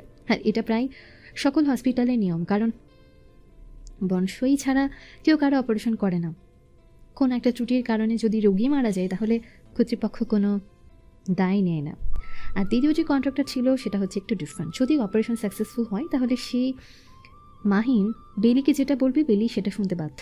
এই নিয়ম ততদিন পর্যন্ত চলবে যতদিন পর্যন্ত বেলি পৃথিবীর বুকে বেঁচে থাকবে। আর যদি বেলি কথা শোনার পর বেলি যদি নিজের জীবন নিজেই দিতে চায় তাহলে তাকে মাহিনের হাতে নিজের জীবন তুলে দিতে হবে। আর মাহিন যেভাবে খুশি তার জীবন নিয়ে খেলা করতে পারবে, আর সেটা ভয়ঙ্কর হতে পারে। এটার মানে কি আমি বুঝলাম না, কি বোঝাতে চাচ্ছেন আপনি? এখানে আমি কিছু বলতে চাইনি। আপনি এখন থেকে আমার গোলাম বলতে পারেন। আমি আপনাকে যেটা বলবো আপনাকে সেটা শুনতেই হবে। আর যদি আমি আপনার কথাগুলো না রাখি তাহলে? তখন উল্লেখ করা আছে, যদি আপনি আপনার নিজেকে শেষ করতে চান তাহলে তাও আপনাকে আমার কাছে আসতে হবে। আর যদি আমি আপনার কথা না গিয়ে নিজে সুইসাইড করি, তখন তো আপনি আমার কিছু করতে পারবেন না। সেটা আপনি কখনোই করতে পারবেন না, কারণ আপনার শরীরের ভিতরে আমি একটা চিপ লাগিয়ে দিয়েছি, যেটা আমাকে সবসময় আপনার সব ইনফরমেশন দিবে। আপনি আমার সাথে এরকমটা করতে পারেন না। আপনি মূলত চাচ্ছেনটা কি? আমাকে দিয়ে কি করাবেন আপনি? সেটা সময় হলে বুঝতে পারবে, কিন্তু এখন আমি যাচ্ছি। তুমি আমার সাথে রুম শেয়ার করো। আগেই বুঝতে পারছিলাম যে আপনার আমার শরীর লাগবে। ঠিক আছে, নিয়ে নেন, যেহেতু এখন আপনার কাছে আমি বন্দি। তাহলে এত কথা কিসের? চলো, আমি তোমাকে নিয়ে যাচ্ছি। তারপর মাহিন বেলিকে তার গাড়িতে উঠিয়ে নিল, লক্ষ্য এখন হোস্টেলের দিকে। তারপর কিছুক্ষণের মধ্যে হোস্টেলের সামনে এসে পৌঁছালো। গাড়িটা হোস্টেলের পার্কিং এরিয়ার পার্ক করে রেখে এসে বেলির হাত ধরে উপরে নিয়ে আসলো। একটা রুমের ভেতর প্রবেশ করলো। Room number 709। আর রুমের ভেতর ঢুকে বেলি একদম হতভম্ব। এসব কি? এত অস্ত্র, এত ভয়ঙ্কর একটা রুম। বেলির কলিজা শুকিয়ে যাচ্ছে, না জানি তার সাথে এখন এই পাগলামি, মানুষটা কি পাগলামি শুরু করে দেয় আল্লাহ ভালো জানে। বেলির ভেতর শুকিয়ে যাচ্ছে, সে কিচ্ছু বলতে পারছে না, করতে পারছে না। আর মাহিন অস্ত্রগুলো রেডি করছে। একে একে বেলিকে একটা বিছানার উপর শুয়ে থাকতে বলল। বিছানার উপর উঠে শুয়ে পড়ল, আর মাহিন একে একে বেলের সরলে থাকা সব কাপড় একটা চাকুর মাধ্যমে কেটে দিচ্ছে। ধীরে ধীরে এক সময় বেলির শরীরে থাকা সব কাপড় কেটে ফেলে দিল, আর বেলি লজ্জায় চোখ খুলে তাকাতে পারছে না। তারপর বেলি শরীরে একটা ইঞ্জেকশন প্রয়োগ করা হলো, আর ইঞ্জেকশনের কিছুক্ষণের মধ্যেই বেলি সেন্সলেস হয়ে গেল। তার আর কিছুই মনে নেই। বেলির যখন জ্ঞান ফিরল, তখন থেকে সে হসপিটালে যে ড্রেসটা তাকে পরানো ছিল, সেই ড্রেস তাকে আবারও পরানো হয়েছে এখানে। আপনি মূলত এই ড্রেসটা আমাকে কেন পরান বলেন তো? এই ড্রেস পরার মানে কি? তুই আমাকে কোনো প্রশ্ন করার ক্ষমতা রাখিস না। এখন আমার মাথা মালিশ করে দে, মাথা ব্যথা করতেছে। আগে আপনি আমার প্রশ্নের উত্তর দেন। আপনি আমার সাথে কি করছেন? আর আমাকে ইঞ্জেকশন কেন দিছেন? আমাকে সেন্সলেস করে কেন রাখছেন? তোকে বলছি না তুই আমাকে প্রশ্ন করার ক্ষমতা রাখিস না, তারপর তুই প্রশ্ন করিস কোন সাহসে? কথা বলতে পারবো না। আপনি আমার প্রশ্নের জবাব দেন। আমি কি ক্ষতি করেছি আপনার? আপনি আমাকে একেবারে মেরে ফেলেন এরকম যন্ত্রণা দেওয়ার থেকে। এত যদি মরার শখ তাহলে এই কন্ট্রাক্টর সাইন করে দে, তোকে আমি বেশিক্ষণ রাখবো না। 1 মিনিটের মধ্যেই তোর ইচ্ছা আমি পূরণ করে দিচ্ছি। দে, সাইন করে দে। এবার বেলি পুরো ভয় শুকিয়ে গেল, আর কোনো কথা বলছে না। মাহিনের কথা মতো মাহিনের মাথায় হাত বুলিয়ে দিচ্ছে, তেল মালিশ করে দিচ্ছে, এক কথায় বডি ম্যাসাজ করে দিচ্ছে। যখন বডি ম্যাসাজ করা শেষ হলো, তখন বলল তাকে নাকি এখন গোসল করিয়ে দিতে হবে। এসব যন্ত্রণা কার ভালো লাগে? এরকম বাহানা ছোট বাচ্চাদের মতন কথাবার্তা শুনে হাসিও পাচ্ছে, ভেতরে ভেতরে রাগও হচ্ছে। কি করবে না করবে বুঝতে পারছে না বেলি। আর এরকম বাহানা, আর এরকম কথাবার্তা, আর এরকম ব্যবহার তার একটাও ভালো লাগছে না। কোনটা ভালো লাগছে তো, আর একটা হাস্যকর লাগছে। কোনোটা ভালো লাগছেই তো, আর কোনোটা হাস্যকর লাগছে, আর একটা মেজাজ গরম করে দিচ্ছে বেলির। আপনি কি ছোট বাচ্চা যে আমি আপনাকে গোসল করিয়ে দেব? আমি এত কথা শুনতে চাচ্ছি না। আমি বলছি গোসল করিয়ে দিতে, গোসল করিয়ে দিবে। আপনার কি লজ্জা সম্পর্কে কিছু নেই? আমি আপনাকে গোসল করিয়ে দিতে যাব? আমি কি আপনার বিয়ে করা বউ নাকি? তাই বিয়ে করা বউ না, কিন্তু তার থেকে কম কিসের? কন্ট্রাক্টে সাইন করা। বলে আপনি যেটা বলবেন আমাকে সেটা করতে হবে? আমি আপনাকে গোসল করিয়ে দিতে পারবো না। তোমাকে পারতেই হবে, আর তোমাকেই গোসলটা করিয়ে দিতে হবে, আর আমি তোমাকে গোসল করিয়ে দেব। চলো। কি? আপনার মাথা ঠিক আছে? আপনি আমাকে গোসল করিয়ে দিবেন মানে? এত লজ্জা পাওয়ার কিছু নেই, আর এত অবাক হওয়ার কিছু নেই। এমন না যে আমি আপনাকে দেখিনি ভালো করে। তাই বলে আমি আপনার থেকে আমাকে গোসল করিয়ে নিব, এটা কখনো না। মাহিন আর বেলিকে একটা কথা বলতে দিল না। কোলে তুলে নিল, তারপর ওয়াশরুমের ভেতরে নিয়ে আসলো, আর এসে শাওয়ার ছেড়ে দিল। দুজনেই থাকবে যা হয়ে যাচ্ছে। বেলি ছুটাছুটি করছে, মাহিনের বুকে কিল ঘুষি মারছে তাকে ছেড়ে দেওয়ার জন্য। সে বেরিয়ে যাবে, কিন্তু এখন বেরিয়ে গিয়ে লাভ নেই, দুজনেই তো কাঁদবে। যা হয়ে গিয়েছে। মাহিন এক দৃষ্টিতে বেলির মায়াবী মুখের দিকে তাকিয়ে আছে, আর বেলি ছুটাছুটি করছে। আমার ঠান্ডা লাগছে। তো কি হয়েছে? একটু ঠান্ডা খেলে কিছু হবে না, সমস্যা নেই। আমার পছন্দ মানে ঠান্ডা লাগতেছে, আমি বাইরে যাব, আমাকে বাইরে যেতে দেন। এখন বাহিরে যাওয়া হবে না, যখন অনুমতি দেব তখন। তার আগে পাগল নাকি বুঝতেছি না, সব কিছুতে জোর করতেছেন বুঝলাম, কিন্তু এখন আমার ঠান্ডা লাগতেছে। এখন তো আমাকে বাইরে যেতে দিবেন। যখন অনুমতি দিব তখন, তার আগে বাহিরে যাওয়া হবে না মানে হবে না। বেলি আর কোনো কথা বলার সাহস পেল না। কি বলবে? একটা মানুষকে যদি কিছু বলা হয়, আর মানুষটা বুঝেও যদি না বুঝার ভান করে থাকে, তাহলে তো তাকে কোনো কিছু বুঝিয়ে লাভ নেই, তাই না? একজন সুস্থ মস্তিষ্কের মানুষ কখনোই এরকমটা করতে পারে না। তার মস্তিষ্কে সমস্যা না থাকলে কখনো এভাবে জোর করতেন না। সব কিছুতে একটা মানুষ, আর ঠান্ডা লাগছে, তাকে অত্যাচার করার ইচ্ছা অনবরত। সরকার এভাবে পানিতে ভিজিয়ে রেখে ঠান্ডায় কী আর বলবে? কিছু বলার ভাষা খুঁজে পাচ্ছে না বেলি। বেশ কিছুক্ষণ থাকলো, তারপর মাহিন হঠাৎ করে বেলিকে কোলে তুলে নিল, আবার নিয়ে বাইরে চলে আসলো। এখন বেলির মনে হচ্ছে এসে হাঁটাচলা করতে সে ভুলে যাবে। হুটহাট করে এভাবে কোলে তুলে নিয়ে কোথাও নিয়ে যাওয়া, আবার তাকে কোলে তুলে সেখান থেকে নিয়ে আসা। আর বেলি যে এখন কন্ডিশনে থাকে, কোলে তুলে না নিয়ে আসলে মনে হয় না বেলি সেখান থেকে আসতে পারতো। এতটা ঠান্ডা লেগে গেছে, ঠান্ডা একদম জমে গিয়েছে বেলি।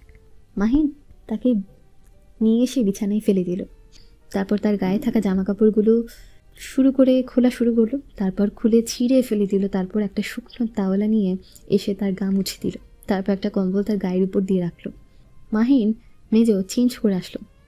মাহিনের শরীরেও কিছু নেই, বেলেশ্বর এরাও কিছু নেই, শুধু তাদের উপর একটা কম্বল মোড়ানো। তাদের দেখে মনে হচ্ছে তারা কোনো বিবাহিত কাপড়, কিন্তু এটাতে অনেকেই বিরক্ত হচ্ছে বলেই তার এই স্পর্শগুলো মোটেও সহ্য হচ্ছে না, কিন্তু চোখ বুজে মুখ বুজে তাকে সহ্য করে নিতে হচ্ছে। মাহিন ধীরে ধীরে বেলিকে একদম নিজের কাছে নিয়ে আসলো, তারপর স্পর্শকাতর আদর করে তুলতে লাগলো বেলিকে। বেলি তো একটা মানুষ, তারও তো ইচ্ছে শক্তি বলতে কিছু একটা আছে, কতক্ষণ আর নিজেকে রোবট বানিয়ে রাখবে, সেও তো এই আকাঙ্ক্ষার অধিকারী। বেলি শেষ পর্যন্ত নিজেকে আর কন্ট্রোলে রাখতে পারলো না, নিজে রেসপন্স করা শুরু করে দিল। আর মাহিন এটাই যাচ্ছিল, যখন বেলি নিজে রেসপন্স করবে তখন সে তাকে ভালোবাসায় ভরিয়ে দেবে। বেশ কিছুক্ষণ পর বেলি নিজে থেকে মাহিনের বুকে মাথা দিয়ে শুয়ে পড়ল। এখন কেমন লাগতেছে? গরম নাকি ঠান্ডা? বেলি কোনো ধরনের কথা বলছে না, চোখ মুখ বন্ধ করে সেখানে শুয়ে আছে রোবটের মতো, কোনো কথা বলার ইচ্ছে করছে না। এখন তার বসে থাকতেও ভালো লাগছে, মুখ দিয়ে কোনো কিছু বলার ইচ্ছে যাচ্ছে না। কি হলো, কোনো খবর নাই যে? এখন কেমন লাগতেছে? এখনও কি ঠান্ডা লাগতেছে? আবার গরম করে দেব নাকি? এসব কী নিয়ে লজ্জার মতন কথা বলছে মাহিন বুঝতে পারছে না। আর বেলি একটা জিনিস ভালোভাবে ভাবছে, যখন কষ্ট দেওয়া তখন কষ্ট দিয়েছে, যখন আবার প্রয়োজন হচ্ছে তখন আদর করে দিচ্ছে। কি করতে চাচ্ছে মাহিন তার সাথে? কিছুই বুঝে উঠতে পারছে না। আর কন্ট্যাক্টের কথা আসে কি, ভুলে গিয়েছে নাকি? কথা বলতেছো না যে? কথা বলো, না হলে কিন্তু আবার। আমার এখন কোনো কথা বলতে ইচ্ছে করতেছে না। আমি শুয়ে আছি, আমাকে শুয়ে থাকতে দেন প্লিজ। এখন এখানে শুয়ে থাকলে ওইদিকে আপনার আপ্পু আপনার বাবার উপর থেকে শুরু করবে, সেটা কি বুঝতে পারছেন? আপনি কেন তাকে টাকা দিতে চাইলেন? আমাদের কি এতগুলো সম্পত্তি আছে? 5 লক্ষ টাকা চাইলেও আপনি দিতে রাজি হইলেন। আমি কন্ট্রাক্ট করে নিচ্ছি এখানে, আর আমি এমনিতেই তো দিচ্ছি না, কন্ট্রাক্ট তো হবে। এখন কি আমার আপুর শরীরও আপনার লাগবে নাকি যে তার সাথে কন্ট্যাক্ট করবেন? সেটা যখন কন্ট্রাক্টের কথা উল্লেখ করা হবে আর আপনারা আপু সাইন করবে, তখন বুঝতে পারবেন শরীর চাচ্ছি না কি চাচ্ছি। আপনারা টাকাওয়ালা মানুষ, আপনাদের মতলব বোঝা বড় দায়। সব সময় এক লাইন বেশি বুঝে যা হয় আর কি। সবাইকে যে সবার পছন্দ হয় এরকমটা না। আমাকে পছন্দ হলো কিসের জন্য? আমার তো তুমি দেখতে সুন্দরী, তোমার শরীর অনেক ভালো, তোমার শরীর অনেক নরম, অনেক সফট, তোমার সব কিছু আকর্ষণীয়, এই জন্য তোমাকে ভালো লাগছে। আর কিছু না, আর কি বলবো? আমার কিছু বলার আছে নাকি? আমার কি সেই অধিকার আছে? তাহলে এত কথা বলার অধিকার নেই তোমার, চুপচাপ থাকো আর তাড়াতাড়ি রেডি হয়ে নাও। এখনও তোমার বাসায় যাব, তোমার আপুকে বিদায় করব, তারপর বাকি কথা। আচ্ছা ঠিক আছে, আমি একটু পর উঠে যাচ্ছি। একটু পর উঠে যাচ্ছে মনে হয়, এখন মানে এখনই তাড়াতাড়ি। আমার এখন উঠতে ইচ্ছে করতেছে না, আমি উঠতে পারবো না, প্লিজ জোর করবেন না, ভালোই ভালোই বলে দিচ্ছি। আমাকে রাগ দেখানো হচ্ছে তাই না? থুরবাল, এত কথা বলার কিসের জন্য? উঠছি তো। কথাটা বলে বেলি উঠে যেতে চাইলে এক টান দিয়ে আবার বেলিকে তার সাথে মিশিয়ে নিল। মাহিন বুঝতে পারছে না বেলি কী যাচ্ছে, সে আর কিছুক্ষণ শুয়ে থাকতে যাচ্ছে, হাতে বেশি সময় নেই, তাই মায়ের কথা আরও কত কিছু যাচ্ছে, কিন্তু বেলির অবস্থা দেখে মাহিনেরও ইচ্ছে করছে না এখন যেতে। তারপর কি আর করার, আরও ঘন্টাখানেক শুয়ে থাকলো একে অন্যকে জড়িয়ে ধরে। বেলি ঘুমিয়ে পড়েছিল, সে নিজেই জানে না কখন ঘুমিয়ে গিয়েছিল। কি ব্যাপার, ঘুমিয়ে গিয়েছো দেখি, উঠবা না, বাড়ি যাবা না? 1 ঘন্টা হয়ে গেছে। সরি, আমি বুঝতে পারিনি কখন ঘুমিয়ে গেছিলাম। ব্যাপার না, এখন তো উঠবে নাকি আরও কিছুক্ষণ থাকবে? এখনও উঠেছে, আর থাকবো না, চলেন আপনিও রেডি হয়ে নেন। আমি এখন যাচ্ছি না, তুমি যাও, আমি একটু পরে আসব। এটার মানে কি? সব প্রশ্নের উত্তর দেওয়ার জন্য তো আমি এখানে বসে নেই, এখন বলতেছি তুমি যাও, ড্রাইভার তোমাকে নিয়ে যাচ্ছে, আমি একটু পরে যাচ্ছি। তাহলে আমি শুয়ে আছি, আমি শুয়ে থাকি এখানে, আপনি আপনার কাজ শেষ করেন। না, তোমাকে এখানে থাকা যাবে না, তুমি যাও। অন্য কোনো মেয়ে আসবে নাকি তার জন্য আমাকে তাড়িয়ে দিচ্ছেন? তুমি কি কোনোভাবে আমার উপর অধিকার খাটানোর চেষ্টা করতেছো নাকি? অধিকার খাটানোর কোনো ইচ্ছে নেই, আপনার যা খুশি তাই করেন, ঠিক আছে? আমি বের হয়ে আসতেছি, আমাকে পাঠিয়ে দেন। আচ্ছা ঠিক আছে, আমি বাইরে গিয়ে দেখো, ড্রাইভার তোমার জন্য অপেক্ষা করতেছে, বের হয়ে যাও। তোমাকে গিয়ে নামিয়ে দিচ্ছে, আমি একটু পরে যাচ্ছি। সেটা আপনার ইচ্ছা। আপনি একটু পর আসবেন নাকি আসবেন না সেটা আপনি ভালো জানেন। ঠিক আছে, আর তোর সাথে আমার কোনো কথা বলার ইচ্ছা করতেছে না, বুঝছিস? এত বেশি মাথায় উঠে বসিস না একদম। মাহিন আর কোনো কথা বলল না, সেখান থেকে চলে গেল রাগ দেখিয়ে। আর বেলি কোনো কথা না বলে বাইরে আসলো, এসে দেখলো ড্রাইভারের তার জন্য অপেক্ষা করছে। তারপর গাড়িতে উঠে বসলো, আর ড্রাইভার তাকে নিয়ে তার বাড়ির দিকে যাচ্ছে। এদিকে মাহিন বসে আছে, কেউ একজন আসবে তার সাথে কথা বলার জন্য। বেশ কিছুক্ষণ পর সেই মানুষটা আসলো, এসে মাহিনকে দেখে কোনো কথা না বলে মাহিনকে গিয়ে জড়িয়ে ধরলো।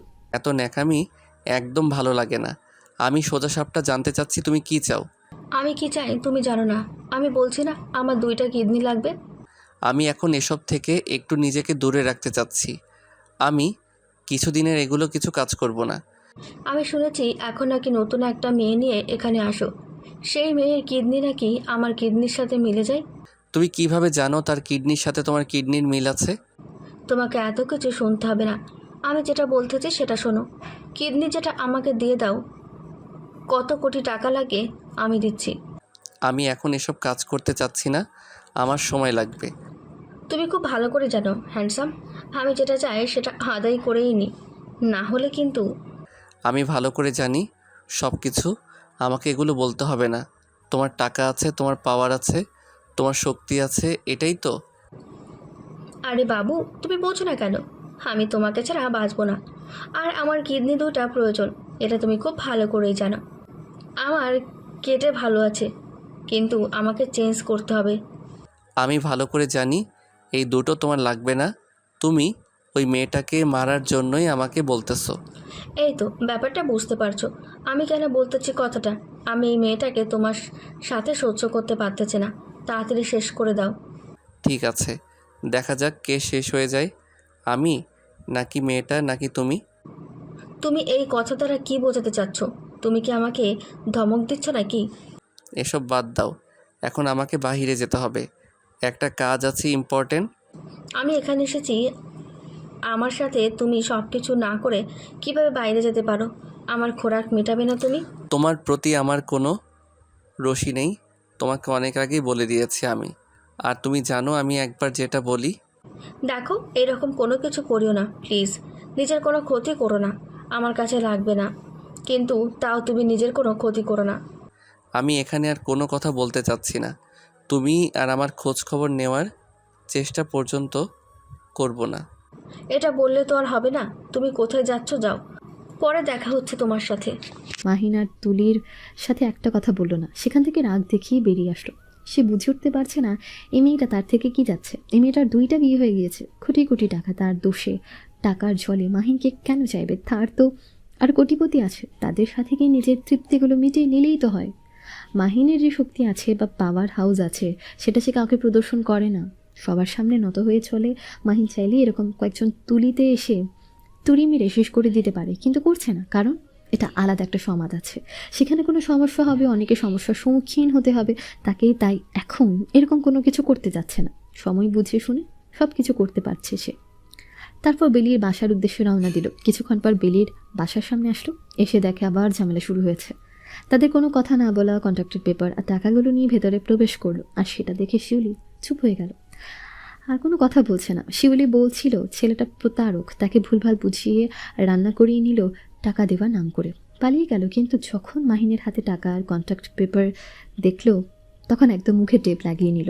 মাহিন কোনো কথা না বলে হাসি মুখে হাত পা ধুয়ে এসে খাওয়ার জন্য বসলো, আর বেলিকে খাবার দিতে বলল। মাহিন চুলের দিকে কন্ট্রাক্ট পেপারে কি দিল, আসলে সিগনেচার করে দিল, আর মাহিন টাকাগুলো শিউলির হাতে ধরিয়ে দিল। তারপর বেলিকে কন্ট্রাক্ট পেপারটা পড়তে দিল। আজ থেকে আমি আমার বাবার বোন থেকে বঞ্চিত হলাম, আমি আমার ভাগেরটাকে বুঝে পেয়ে নিলাম। আজকের পর থেকে তাদের সাথে আমার কোনো সম্পর্ক নেই, আর তাদের উপর কথা বলার কোনো অধিকার নেই আমার। এক কথায় তাদের সাথে আমার কোনো সম্পর্ক নেই, তারা কি আমি জানি না, বা তারা আমাকে চেনে না। আমি আর কোনো অধিকার নিয়ে এসে তাদের সামনে দাঁড়াতে পারবো না। আমার ভাগের সম্পত্তি আমাকে বুঝিয়ে দেওয়া হয়েছে, আর আমি সেটা সুস্থ মস্তিষ্কে গ্রামের 5 জন উপস্থিত থাকা অবস্থায় বুঝে পেয়েছি। আর এখন আমাকে এই মুহূর্তে এখান থেকে চলে যেতে হবে, চাইলেও আমি কোনো প্রশ্নের উত্তর দিতে পারবো না। আর যদি সেটা করি তাহলে আমাকে জেলের ভাত খেতে হবে 5 থেকে 10 বছর। তার বাবার বোন যতদিন চাইবে তাকে জেলে রাখতে পারবে, এটা শোনার পর শিউলির চোখ থেকে পানি ঝরঝর করে পড়তে লাগলো, কারণ তাকে এখান থেকে তাড়িয়ে দেওয়া হচ্ছে। চাইলেও সেখানে সে কোনো কথা বলতে পারবে না। শিউলি কোনো কথা না বলে টাকাটা নিয়ে মাথা নিচু করে সেখান থেকে বেরিয়ে গেল, কারণ এখানে তার কোনো কথা বলার অধিকার রাখেনি আর। বেলির অনেক মন খারাপ হলো, কিন্তু তার বাবা অনেক খুশি। এই মেয়ের অত্যাচার অতিষ্ঠ হয়ে উঠেছিলেন আজকে তিনি অনেক খুশি, কিন্তু বেলির মনে মনে একটু খারাপ লাগছে। তার বড় বাপু শত হলেও কিন্তু কিছু করার নেই। এদিকে মাইন্ড না আবার খাবার চাইলেও বেলের কাছে বেলি সব কিছু ভুলে গিয়ে খাবার নিয়ে এসেছিল মাহিনকে। তুমিও বাসায় খেয়ে নাও এখানে। না, আমি এখন খাবো না, পরে খাবো। আমি যে বলছি এখন খাইতে পারবো না। আমার খাওয়ার ইচ্ছে করতেছে না, তাই প্লিজ আমাকে একটুও জোর করবেন না, আমি পরে খেয়ে নেব। আমি যেটা বলছি তার মানে তোমাকে সেটাই করতে হবে, এখানে খেয়ে উঠে যাওয়া। বাবা এখনো খায়নি, আমি আর বাবা একসাথে খাবো, আপনি খেয়ে নেন। তোমাকে কে বলছে খাইনি? কই, আমি এসেছি তো, অনেক হলো, তখন থেকে তোর বাবাকে কেউ খবর দেয়নি? গিয়ে জিজ্ঞেস করে আসো খাইছে কিনা, আর যদি খেয়ে থাকে তাহলে তোমার অবস্থা খারাপ আছে। আপনি কি করে জানলেন যে বাবা খেয়ে নিয়েছে? সব প্রশ্নের উত্তর দেওয়ার ইচ্ছা নাই, বুঝছেন? এখন যেটা বলছি সেটা করো। আমি তো বললাম আমি এখন খাবো না, আমার খাইতে ইচ্ছে করতেছে না, একটু পর খেয়ে নিব। আপনি খাওয়া শেষ কর। শেষবারের মতো বলতেছি যে এখন খেয়ে নিতে, আর এটা আর একবার আমি বলবো না। বেলি এবার বিপাকে পড়ে গেল। তার কি করা উচিত? এখানে বসে খেয়ে নেওয়া উচিত নাকি এখান থেকে উঠে যাওয়া উচিত? আর যদি উঠে যায় তাহলে কপালে দুঃখ আছে। সে খুব ভালোভাবে বুঝতে পারছে কোনো অপারেশন খুঁজে পাচ্ছে না। তারা এখন কি করা উচিত? খেতেও পারছে না, এখন খেতে ইচ্ছেও করছে না, খেলে বমি হয়ে যাবে। না খেয়ে যে উঠে যাবে সেই সাহসও দেখাতে পারছে না। চুপচাপ করে সেখানে বসে রইল, কোনো কিছু করছে না, আর সেখান থেকে একটু নড়ছেও না। কথা কানে যাচ্ছে না, আর আমি যেটা বলছি করেন। আচ্ছা, আমি নিচে খাবার, আপনি এখন রান্না করে খাওয়াটা শেষ করেন, আমি নিচ্ছি। নিচ্ছি মানে কি? হ্যাঁ নিচ্ছি মানে কি? কথা কানে যাচ্ছে না? বললাম তো আমি খাবার নিচ্ছি, আমি এখন খাচ্ছি। আপনি এরকম রাগ দেখাচ্ছেন কেন? আর খাবার বসে এরকম কেউ রাগ দেখায়? যদি কাউকে সুস্থ মস্তিষ্কে একটা কথা বোঝানোর পর সে না বুঝে। একবার বলছি যে আমি খাবো না, আমি বললাম না খেয়ে নিচ্ছি, এখন আপনি এভাবে রাগ দেখাচ্ছেন কেন আমাকে? এখানে রাগ দেখানোর কিছু নেই, কথা বলেছি কানে যায় না নাকি আর একটু জোর করে বলে রাগ দেখানো হয়?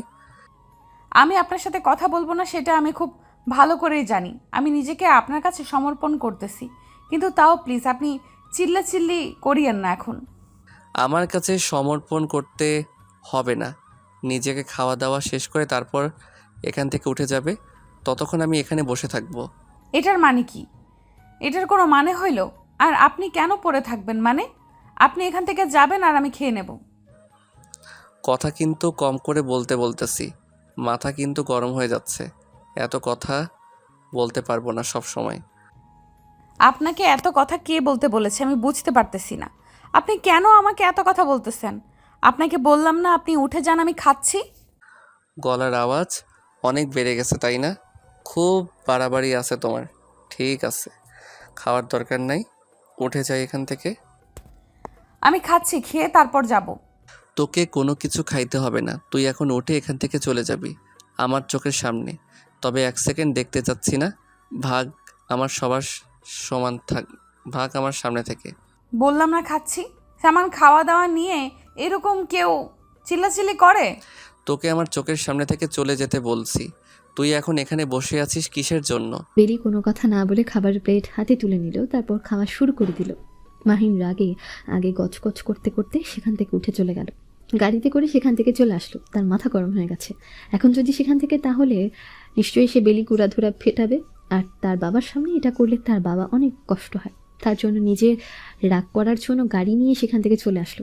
বেলি বুঝে উঠতে পারলো না মাহিন এত রাগ করলো কিসের জন্য। তারপর বেলি তার হাতের কাজগুলো শেষ করে দিল।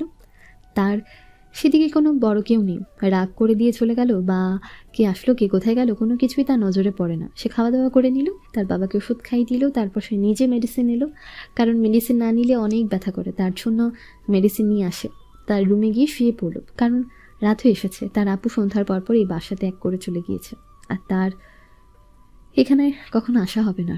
বেলি তার ছোটবেলার স্মৃতি চারণ করতে লাগলো।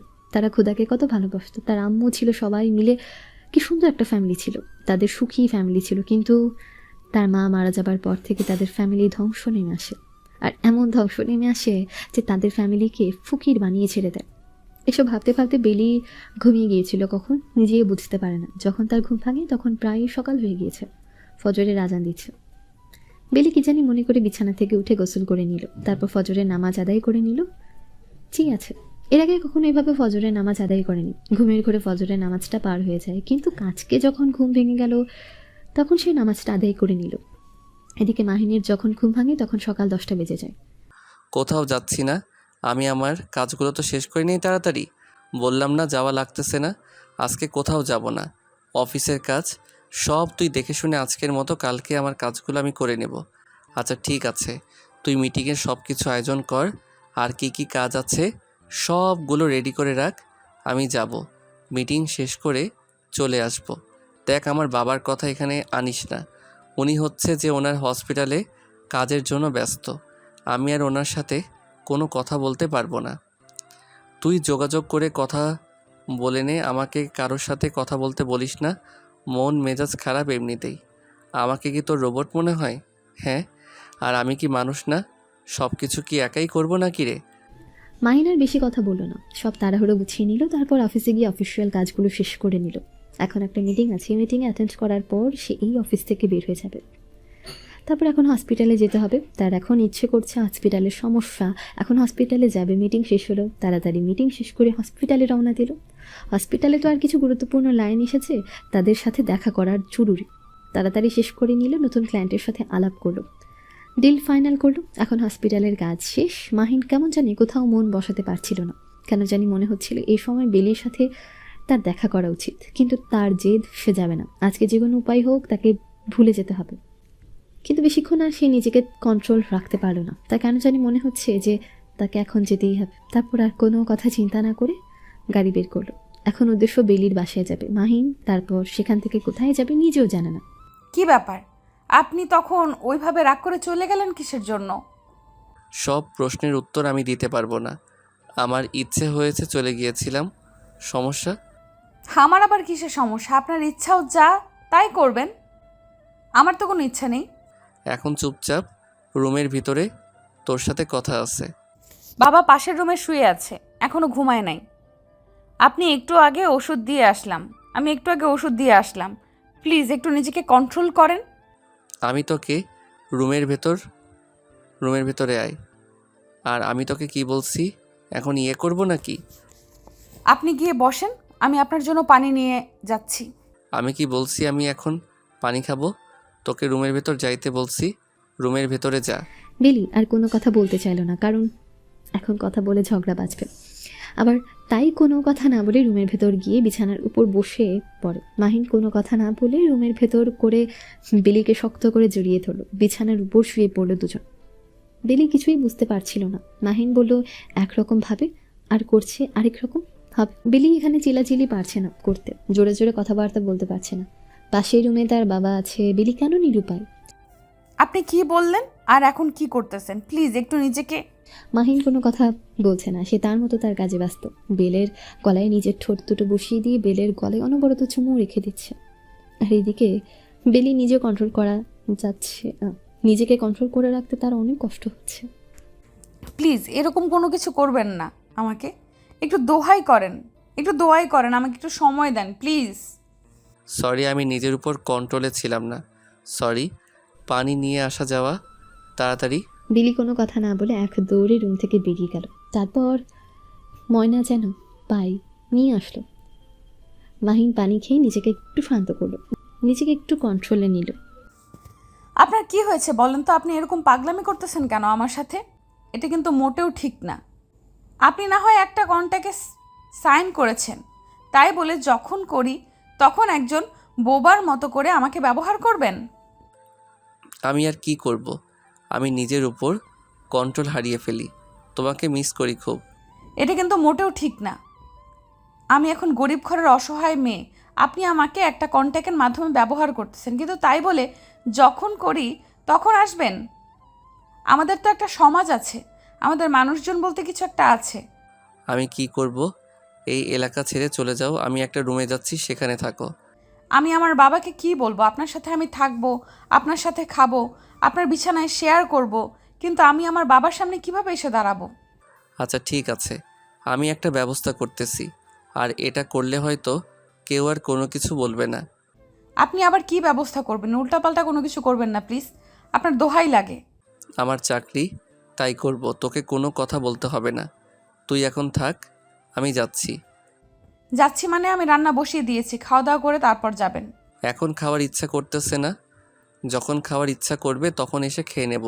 এখন আমি রান্না করতেছি, খাবেন, তারপর যেখানে খুশি সেখানে যাবেন। আমি রান্না করতেছি বলতেছি কিন্তু। আচ্ছা ঠিক আছে, যাও, তাড়াতাড়ি রান্না করে নিয়ে আসো। বাহ, তুমি তো দেখি অনেক সুন্দর রান্না করতে পারো। এত সুন্দর করে রান্না করা শিখছো কার কাছ থেকে? আমি আমার মায়ের কাছ থেকে শিখেছি। আমার মা যখন বেঁচে ছিল তখন আমাকে রান্না শিখিয়ে দিয়ে গেছে। ও আচ্ছা, ভালো তো, তোমার হাতের রান্না অনেক সুন্দর। তোমার বড় আপু থেকে তোমার হাতের রান্না অনেক সুন্দর হয়। এত প্রশংসা করতে হবে না। খাওয়া দাওয়া তাড়াতাড়ি শেষ করেন, তারপর নাকি আপনার কথায় কাজ আছে, সেখানে যাবেন নাকি? যাব, এত তাড়া দেওয়ার কি আছে? আর তুমি আমার সাথে যাচ্ছ, রেডি হয়ে নাও। আমি আবার কেন আপনার সাথে যাব? আমার কোন দুঃখ? আমি কোথাও যাইতে পারবো না। আজকে বাবা আমাকে জিজ্ঞেস করেছিল আপনি কেন বারবার আসেন, আর আপনি এরকম করে ভর দুপুরে যখন তখন আসতে নিষেধ করেছে। সমাজের মানুষেরা কি বলে? সমাজের মানুষকে তোমার কোনো প্রকার সাহায্য করছে? সমাজের মানুষের কথা শুনে কি তোমার চলবে? আমি সেসব পরোয়া করি না, কিন্তু আমার বাবা বেঁচে আছে, তাকে যদি কেউ অপমান করে তাহলে আমি লজ্জিত হব। সমস্যা নাই, আর বেশি দিন লজ্জিত হতে হবে না, আর একটা যে কোনো ব্যবস্থা করে ফেলবো। কিসের ব্যবস্থা করে ফেলেছেন? আমার বাবাকে মেরে ফেলবেন নাকি? সব সময় একটু বেশি বুঝলে যা হয়। এখন রেডি হতে বলেছি, রেডি হয়ে নাও। আমি এই মুহূর্তে কিভাবে আপনার সাথে যাই বলেন? এখন সন্ধ্যা হতে চলেছে। তাতে কি হয়েছে? বের হতে বলছি, তাড়াতাড়ি রেডি হয়ে আসো। আমি তোমার বাবার সাথে কথা বলতেছি। আরে দেখেন, একটু ভেবে দেখেন, কালকে সকালে যাব। সমস্যা নিয়ে যাইতে পারবো না, রাত হয়ে আসতেছে। এই রকম করলে কার না মাথা গরম হয়ে যায়? এত তর্ক করার কি আছে? যেটা বলতেছি সেটা শুনলে কি হয়? ঠিক আছে, তাহলে আপনি বাবার সাথে গিয়ে কথা বলে নেন, আমি রেডি হয়ে আসতেছি। কথাটা পুরো বেলি এদিকে মাহিন খাওয়া দাওয়া শেষ করে বেলির বাবার রুমে গিয়ে বসে পড়ল, তার সাথে কথা বলার ছিল। মুরব্বী মানুষ কিছু বলতে পারে না, কিছু শুইতেও পারে না, ভেতরে ভেতরে অনেক রাগ মাহিনের উপর, কিন্তু উপকার করেছে তাই কিছু বলতে পারে না। মাহিন হেসে গিয়ে ওনার পাশে বসলো, আরও উনি একটু হেসে সাদরে গ্রহণ করে নিলেন মাহিনকে। এই তো সব কিছু ঠিকঠাক যাচ্ছে। আপনার সাথে কিছু ইম্পর্ট্যান্ট কথা ছিল, যা কথাগুলো আপনাকে লুকিয়ে রাখতে হবে। আমি বুঝতে পারছি আপনার মেয়ে আমাকে সব কিছু বলছে, আর আমি সেটার একটা ব্যবস্থা করতে চাচ্ছি। আমি আপনার মেয়েকে বিয়ে করতে যাচ্ছি, আর সেটা আজকে রাত্রে। আর আপনার কাছে দোয়া নিতে আসলাম। আপনি যাতে অসুস্থ, তাই আপনাকে সাথে নিতে পারলাম না, কিছু মনে করিয়েন না। প্রথমত বলে রাখি, আমার মা নেই, আমার মা মারা গেছে। আর আমার বাবা এসব ধারে না, টাকা দরকার, তিনি টাকা পেলেই খুশি। আর এই সমস্যা নেই, আমি যদি বাবাকে কিছু টাকা দিয়ে দেই, বাবা সব কিছু মেনে নেবে। আর আমি যদি আপনার মেয়েকে আগলে রাখি, তাহলে কেউ কিছু বলবে না। এখন আপনার কোনো সমস্যা থাকলে বলতে পারেন, আমার এদিকে আমি সব কিছু সামলিয়ে নেব। আপনার কোনো সমস্যা আছে? আচ্ছা, তাহলে দোয়া করে দিয়েন। আর আমি আপনার মেয়েকে এখনও সব কিছু জানাইনি, ওখানে গিয়ে জানাবো। আর তারপর কোন দিন অনুষ্ঠান করে নেব আপনি সুস্থ হলে তারপর? জি, আপনার দোয়াটাই আমাদের জরুরি দরকার। আপনি দোয়া করলে আমরা সুখে থাকতে পারবো। আপনি যতদিন বেঁচে আছেন দেখবেন আপনার মেয়েকে আমি কেমনে আগলে রাখি, তখন তো বিশ্বাস হবে, তাই না? এরকম কোনো কিছু হবে না। আমি আপনার হাত ধরে কথা দিলাম, দেখবেন যে আপনার মেয়ে সবসময় হাসি খুশি থাকবে আমার কাছে, ইনশাল্লাহ। কথাটা বলে মাহিন সেখানে অপেক্ষা করলো না, তাড়াতাড়ি বেরিয়ে আসলো। এসে দেখে বেলি বেরিয়ে আছে। মাহিন তাকে বলল তার বাবার কাছ থেকে কথা বলে আসতে, কারণ মাহিন তার বাবাকে সব কিছু বুঝিয়ে বলে এসেছে যে এই অবস্থায় বেলি কিছু জানে না, তাকে কিছু না বলতে। তারপর দুজনে গাড়িতে করে বেরিয়ে পড়লো, উদ্দেশ্য এখন কাজী অফিস। কিন্তু সেটা তো আর বেলি জানে না। বেলি কোনো প্রকার কথা বলছে না, চুপচাপ হয়ে আছে। এত রাতে বাইরে বের হয়েছে, সমাজের অনেক লোক তাকে দেখেছে। তার বাবাকে তারা কি যেন বলে, তাকে কে কত কিছু বলে বলুক, সে সহ্য করে নিতে পারবে। কিন্তু তার বাবাকে যদি কেউ কিছু বলে তাহলে সেটা সহ্য করা মুশকিল হয়ে যাবে তার ক্ষেত্রে। নিজের ভেতর অনেক কষ্ট হচ্ছে যে এই রাতে পরপুরুষের সাথে একজন বেরিয়েছে, সেটা কোনো ব্যাপার না, তার অধিকার আছে, কারণ সে তো কন্ট্রাক্টে আবদ্ধ। কিন্তু সমাজের লোক তো আর সেটা জানে না। যদি তার বাবাকে কেউ কিছু বলে তাহলে কি হবে?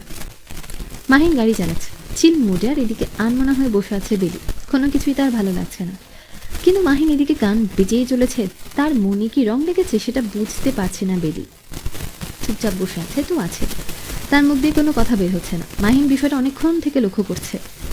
এবার থেকে বলে উঠল মাহিন, কি ব্যাপার এরকম চুপচাপ হয়ে আছো? কোনো ব্যাপার নিয়ে মন খারাপ নাকি?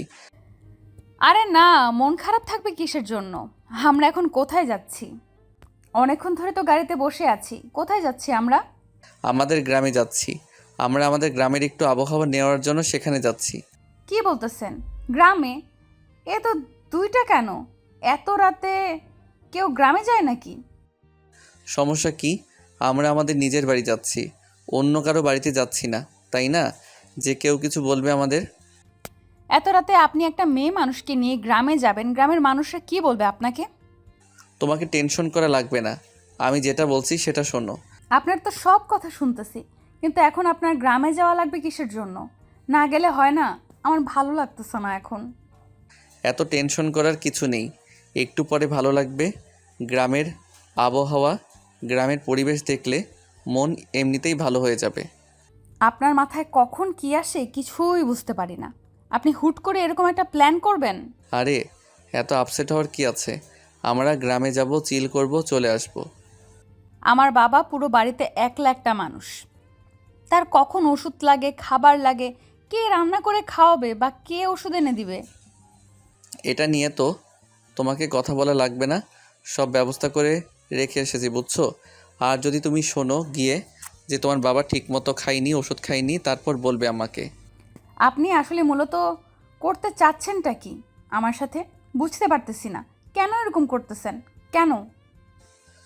সেটা একটু পরেই বুঝতে পারবা, গ্রামে গেলেই সব কিছু দেখলেই তারপর বোঝা যাবে কেন করতেছি। আচ্ছা ঠিক আছে, আপনারা যা করেন করেন, আমাকে মেরে ফেললেও ফেলেন, আমার আর কোনো সমস্যা নেই। তার মানে আরও ভালো হলো, আমাকে আর বেশি কষ্ট করতে হবে না। তাহলে আমি যেটা বলবো সেটা করবা, ঝামেলা শেষ। আপনি কি সত্যি সত্যি আমাকে মেরে ফেলার জন্য নিয়ে আসছেন গ্রামে? তো এমনি এমনি নিয়ে যাচ্ছে নাকি যে কোনো একটা উদ্দেশ্য আছে? উদ্দেশ্য ছাড়া কেউ কি যায় নাকি? আপনি সত্যি আমাকে মেরে ফেলবেন? সত্যি? হ্যাঁ, এখানে কোনো ডাউট থাকার কথা না, আমি সত্যি সত্যি এই জন্য নিয়ে যাচ্ছি। বেলি এবার একদম চুপ হয়ে গেল। তার মুখে কোনো কথা বের হচ্ছে না। তার 2 চোখের কোনায় নোনা জল একটু একটু করে জমতে শুরু করলো। কখন যে গড়িয়ে পড়বে সেটাই বুঝতে পারছে না। এভাবে কথা বলে নিয়ে এসে যদি এরকম একটা মানুষ এরকমভাবে তুলনা করে, কারো ভালো লাগবে? যখন আপনি শুনবেন কেউ আপনাকে মেরে ফেলার জন্য নিয়ে যাচ্ছে, তখন আপনার কলিজাটা এমনিতেই কাঁপাকাঁপি শুরু করবে। পুরো শরীর লোম দাঁড়িয়ে যাচ্ছে। কী করবে না করবে কিছুই বুঝতে পারছে না। সে তো কিছুই জানে না কোথায় কি করতে হয়। চুপচাপ বসে রইল। নিজের জীবন বিসর্জন দেওয়ার জন্য অপেক্ষা রাক্ষস মানুষের সাথে সে যাচ্ছে। দেখতে দেখতে সকাল হয়ে আসলো। তাও বেলির চোখে বিন্দু পরিমাণ ঘুম বলতে কিছু নেই। টেনশনে মাথা ব্যথা শুরু হয়ে গিয়েছে। সেদিকে তার কোনো লক্ষ্য নেই। সে তার বাবার কথাগুলো চিন্তা করছে, কি হবে এই মানুষটা। দেখতে দেখতে সকাল হয়ে আসলো আর মাহিনী গ্রামে পৌঁছে গেল। মাহিন আগে থেকে সবাইকে সবকিছু বলে রেখেছিল তার দাদিকে। সে এখানে এসে বিয়ে করবে যেন সেই হিসেবে সবকিছু সাজিয়ে রাখে, আর আশেপাশের মানুষদেরকে বলে রাখে গ্রাম্য পরিবেশে বিয়ে করবে। তার দাদা দাদি সেই হিসেবে সব কিছু সাজিয়ে রেখেছে। তারা অপেক্ষা করছে কখন বরকনে চলে আসবে, তারা বিয়ের আয়োজনটা শুরু করবে। কাজী সাহেব এসে উপস্থিত। তারপর তারা চলে আসলো আর বেলি বাড়ির এরকম সাজসজ্জা দেখে একটু ঘাবড়ে গেল। এখানে বিয়ে হচ্ছে কার আবার? তার মানে কি মাহিন তাকে ভয় দেখানোর জন্য সেটা বলেছিল? সে কি বিয়ের দাওয়াত খেতে এসেছে? এবার একটু স্বস্তির নিঃশ্বাস নিল বেলি। কিন্তু তাও তো আর কনফিউশন দূর হচ্ছে না, কি হচ্ছে তার সাথে। আর মাহিন কি করতে যাচ্ছে কিছুই বুঝতে পারছে না। কার বিয়ে? মাহিনের সাথে দেখে তার দাদি এসে তাদের দুজনকে ঘরের ভেতর নিয়ে গেল। বেলিকে নিয়ে গেল কয়েকজন মেয়ে এসে তাকে গোসল করানোর জন্য, আর মাহিনকে দাদি গোসল করানোর জন্য আলাদা এক সাইডে নিয়ে গেল। দুজনকেই গোসল করানো হলো। গোসল শেষে দুজনেই সেজেগুজে রেডি। কিন্তু বেলি বুঝতে পারছে না তার সাথে হচ্ছেটা কি আর কি করানো হচ্ছে তাকে দিয়ে এখানে। কাজী সাহেব বিয়ে পড়া শেষ করলো, বেলির কাছে গেল কবুল বলানোর জন্য। বেলি কিছুই বলছে না, চুপচাপ সেখানে বসে আছে। সেটা দেখে মাহিন উঠে আসলো। মাহিন উঠে এসে যেই দাঁড়িয়ে পড়েছে, তখন বেলির পুরো শরীর যেন কাঁপাকাঁপি শুরু করেছে, তার ভেতরটা শুকিয়ে গিয়েছে। কোনো উপায় না পেয়ে শেষ পর্যন্ত কবুল বলেই ফেলল, আর সবাই হাসি মুখে তাদেরকে দোয়া দিল। কাজী সাহেব বিয়ের যথাক্রম কাজ শেষ করে তিনি চলে গেলেন। বাড়িতে যত মেহমান এসেছিল সবাই তাদেরকে দোয়া দিল, আর সবাই খাওয়া দাওয়া করে যে যার বাড়িতে চলে যাচ্ছে। বিয়ে বাড়ির আয়োজনটা বেশ খটা করেই হয়েছে, তাই বেশি মানুষ জানাজানি হয় না। এলাকার আশেপাশে যে কয়েকটা বাড়ি ছিল তাদেরকে শুধু দাওয়াত দেওয়া হয়েছে, আর খাওয়া দাওয়া করে সবাই সবার বাড়িতে চলে যায়। এরকমটা করার কারণ কি? আপনি আমাকে বিয়ে করলেন, আর আপনি কোন দিক দিয়ে আমাকে আপনার বউ হিসেবে পারফেক্ট মনে করছেন?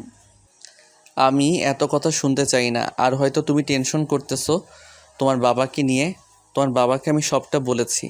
তোমার বাবা জানে, তোমার বাবা নিজে থেকে দোয়া করে দিয়েছে আমাদের। আমরা চাইলে বাবাকে সাথে করে নিয়ে আসতে পারতাম, তাই না? উনি থাকলে আমি আরও অনেক খুশি হতাম। তুমি যেটা ভাবছো আমিও কিন্তু সব ভাবছি, কিন্তু ওনাকে এতদূর নিয়ে আসলে মনে হচ্ছে শরীরের কন্ডিশন অনেক খারাপ হয়ে যেত। আমরা অনুষ্ঠান করব, দেরি আছে। কিন্তু আপনি আমাকে না জানিয়ে এসব কেন করতে গিয়েছেন? আমি যদি না বলতাম তাহলে? না বলার কোনো অপশন নাই তোমার কাছে। যার জন্য তুমি না বলবা সেটা তো নাই তোমার কাছে। কী জন্য তুমি না বলবে আমাকে? আপনি এমন একটা সিচুয়েশনের মাঝে আমাকে এনে রেখেছেন, আমি ওখানে কিছুই বলতে পারতেছি না। আপনি আমার অনুমতি নিয়েছিলেন? অনুমতি নেওয়ার কি আছে? কেন, তুমি কি আমাকে বিয়ে করে খুশি না? আমি কখন সেটা বললাম? আপনি নিজে থেকে কথা বানিয়ে নেন কিসের জন্য? তাহলে তুমি আমাকে স্বামী হিসেবে পেয়ে অনেক খুশি, তাই তো? মোটেও না, আমি কোনো কিছুতেই না। কি আজব কথা বলতেছো। এখন আর এত কথা বলতে পারবো না, যাও এগুলো চেঞ্জ করে দাও। কেউ সাত সকালে বিয়ে করে এই প্রথম আমি দেখলাম যে কেউ এত সকালে বিয়ে করে। সবার থেকে আমি ব্যতিক্রম, তাই ব্যতিক্রম ধর্মীয়ভাবে আমি হচ্ছি যে বিয়েটা করলাম। এখন এখানে কি থাকবেন নাকি শহরের দিকে আবার রওনা দিবেন, কোনটা? আমার এখানে বাসরাত করব, 2 দিন থাকবো, ঘুরবো, গ্রাম দেখবো, তারপর শহরে ফিরে যাব। তাতে মনে হয় বাসর রাত করেন নাই, বাকি রাখছেন, সব কিছু আগেই শেষ করে ফেলছেন। দোষটা কি আমার একার ছিল? তুমি যদি না যাইতে তাহলে কি আমি তোমার সাথে এরকম করতাম? তুমি তো নিজে থেকে অফার দিয়েছো আমাকে। কই, তখন তো সদয় দেখে একবারও বললেন না যে আমি টাকা নিয়ে যান, শরীর লাগবে না। তখন তো ঠিকই নিয়ে আসলাম শরীর। এখন এসব নিয়ে আমি তর্ক করতে চাচ্ছি না মোটেও, কারণ আমি একজন ছেলে মানুষ আর আমার চাহিদা। যাও। হয়েছে, থাক, আর কিছু বলতে হবে না। আমি ওই টপিক নিয়ে আর কোনো কথা বলতে চাচ্ছি না। এখনও খুলে রেখে চেঞ্জ করে ফেলে আসো, বের হব ঘুরতে। আমাকে কি মানুষ মনে হয় না? আপনি যেভাবে বলতেছেন। না, তোমাকে মানুষ মনে হয় না, তোমাকে রোবট মনে হচ্ছে। যত তাড়াতাড়ি চেঞ্জ করে আসো। আমি এখন কোথাও যেতে পারবো না, এখন আমি ঘুমাবো বিকেলের দিকে। এখন বের হব, আমাকে একটু ঘুমাতে দেন। সারা রাস্তা তো ঘুমাতে ঘুমাতে এসেছো, এখন আবার বলতেছো ঘুম পাচ্ছে। এটা কোন ধরনের কথা?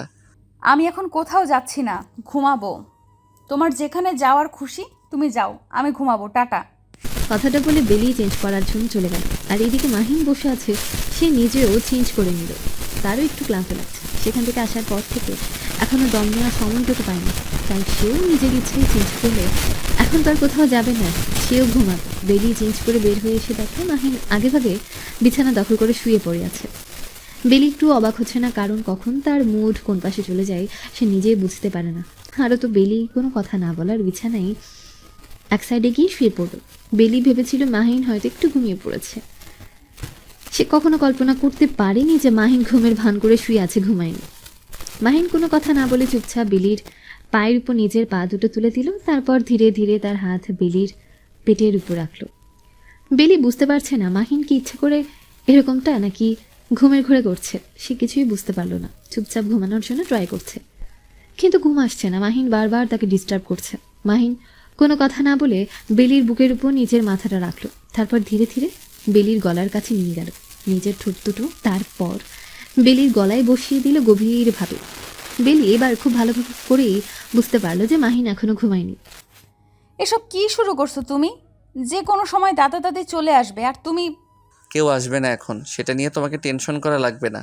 এখন কেউ আসবে না বাড়িতে। তুমি তো সবসময় একটু বেশিই বোঝো। কেউ আসবে না, যদি কেউ চলে আসে তখন গ্রামের বাড়ি বলে কথা। আর এত টেনশন করিও না তো। সবাই জানে আজকে আমাদের নতুন বিয়ে হয়েছে, আর আমাদেরকে ডিস্টার্ব করতে আসবে শুনি। তাতে তোমার তো লজ্জা বলতে কিছুই নেই, তোমাকে আর কি বলি, যা খুশি করো। মনে হচ্ছে তুমি চাচ্ছ না। ঠিক আছে, তুমি যদি না চাও তাহলে আমি সরে যাচ্ছি। তোমাকে স্পর্শ করতেছি না আমি আর। আমি কি সেটা বলছি? আমি বলছি যদি কেউ আসে তখন কি হবে। তোমাকে সেটা নিয়ে চিন্তা করতে বলছে, আমি সেটা দেখে নেব কে আসে না আসে। আর আমি বলতেছি না কেউ আসবে না এখন। তাহলে ঠিক আছে, আসো এবার দেখো আদর কাকে বলে। যদি কেউ আসে আমি কিন্তু তখন তোমাকে ছেড়ে দেবো না, বলে দিলাম আমি। আমি কি বলছি আমি তোমাকে ছেড়ে দেব? দেখা যাক কে কতক্ষণ কার দম ততক্ষণ থাকে। আজকে তো তুমি পারবা না। সেদিন আমার প্রথমবার ছিল, তার কারণে এরকম হয়েছে। সত্য কথা কি জানো, সেদিন আমার প্রথমবার ছিল, আর এর আগে আমি কোনো মেয়ের সাথে। থাক হয়েছে, এখন মুড নষ্ট করতে চাচ্ছি না, এখন কাছে আসো। বেলি কথাটা বলা মাহিনের ঠোঁটে নিজের ঠোঁট দুটো বসিয়ে দিল, ভালোবাসার চাদরে জড়িয়ে নিল একে অপরকে। মাহিন ধীরে ধীরে বেলির গলায় নিজের ঠোঁট দুটো বসিয়ে দিয়ে বুকে নিয়ে আসলো, আর এক সময় কোমরের কাছে নিজের ঠোঁট দুটো এনে আদর করে দেওয়া শুরু করে দিল। বেলি মাহিনের প্রতিটা স্পর্শে কেঁপে কেঁপে উঠছে। তার মনে হচ্ছে যে সে এখন এমন সুখে আছে যে সুখ সে কখনো হারাতে চায় না। বেলি অনেক জোরে জোরে নিঃশ্বাস নিচ্ছে। সে স্বাভাবিক হয় নিঃশ্বাস নিতে পারছে না, একদম বন্ধ হয়ে সে মারা যাবে, কিন্তু সে চরম সুখের মুহূর্তটা কোনোভাবে মিস করতে যাচ্ছে না। এক অন্যকে উপভোগ করছে খুব ভালোভাবে। ভালোবাসা চাদরের দুজনের এত শক্ত করে জড়িয়ে নিল যে এই চাদরের আড়ালে একে অন্যকে খুঁজে পাচ্ছে। বেশ কিছুক্ষণ পর একে অন্যকে ছেড়ে দিয়ে এক অন্যের দিকে এক দৃষ্টিতেই তাকিয়ে রইল। তারপর দুজনে মুচকি হাসি দিল। এই হাসির মানে তারাই বুঝবে যারা বিবাহিত দম্পতি জীবন পার করছে। খুব ভালোবাসি তোমাকে, কখনো ছেড়ে যেও না আমাকে। আমি তো আপনাকে ছাড়তেছি না, কিন্তু জোর করে যদি আমাকে বাধ্য করেন ছেড়ে যেতে, তাহলে তো কোনো কিছু করার থাকবে না আমার। হইছে, আর জ্ঞানমূলক কথাবার্তা বলতে হবে না, এখন ঘুমাও। তোমার না ঘুম পাচ্ছে? আমার ঘুমের 12টা বাজিয়ে দিয়ে এখন বলতেছো ঘুমাও? আমার ঘুম পাচ্ছে না। আমার যে ঘুমের 12টা বাজায় দিলা তার কি হবে? আসো, আমার বুকে মাথা রেখে ঘুমিয়ে যাও। আমি একটু ঘুমাই, বিকেলে ঘুরতে বের হব।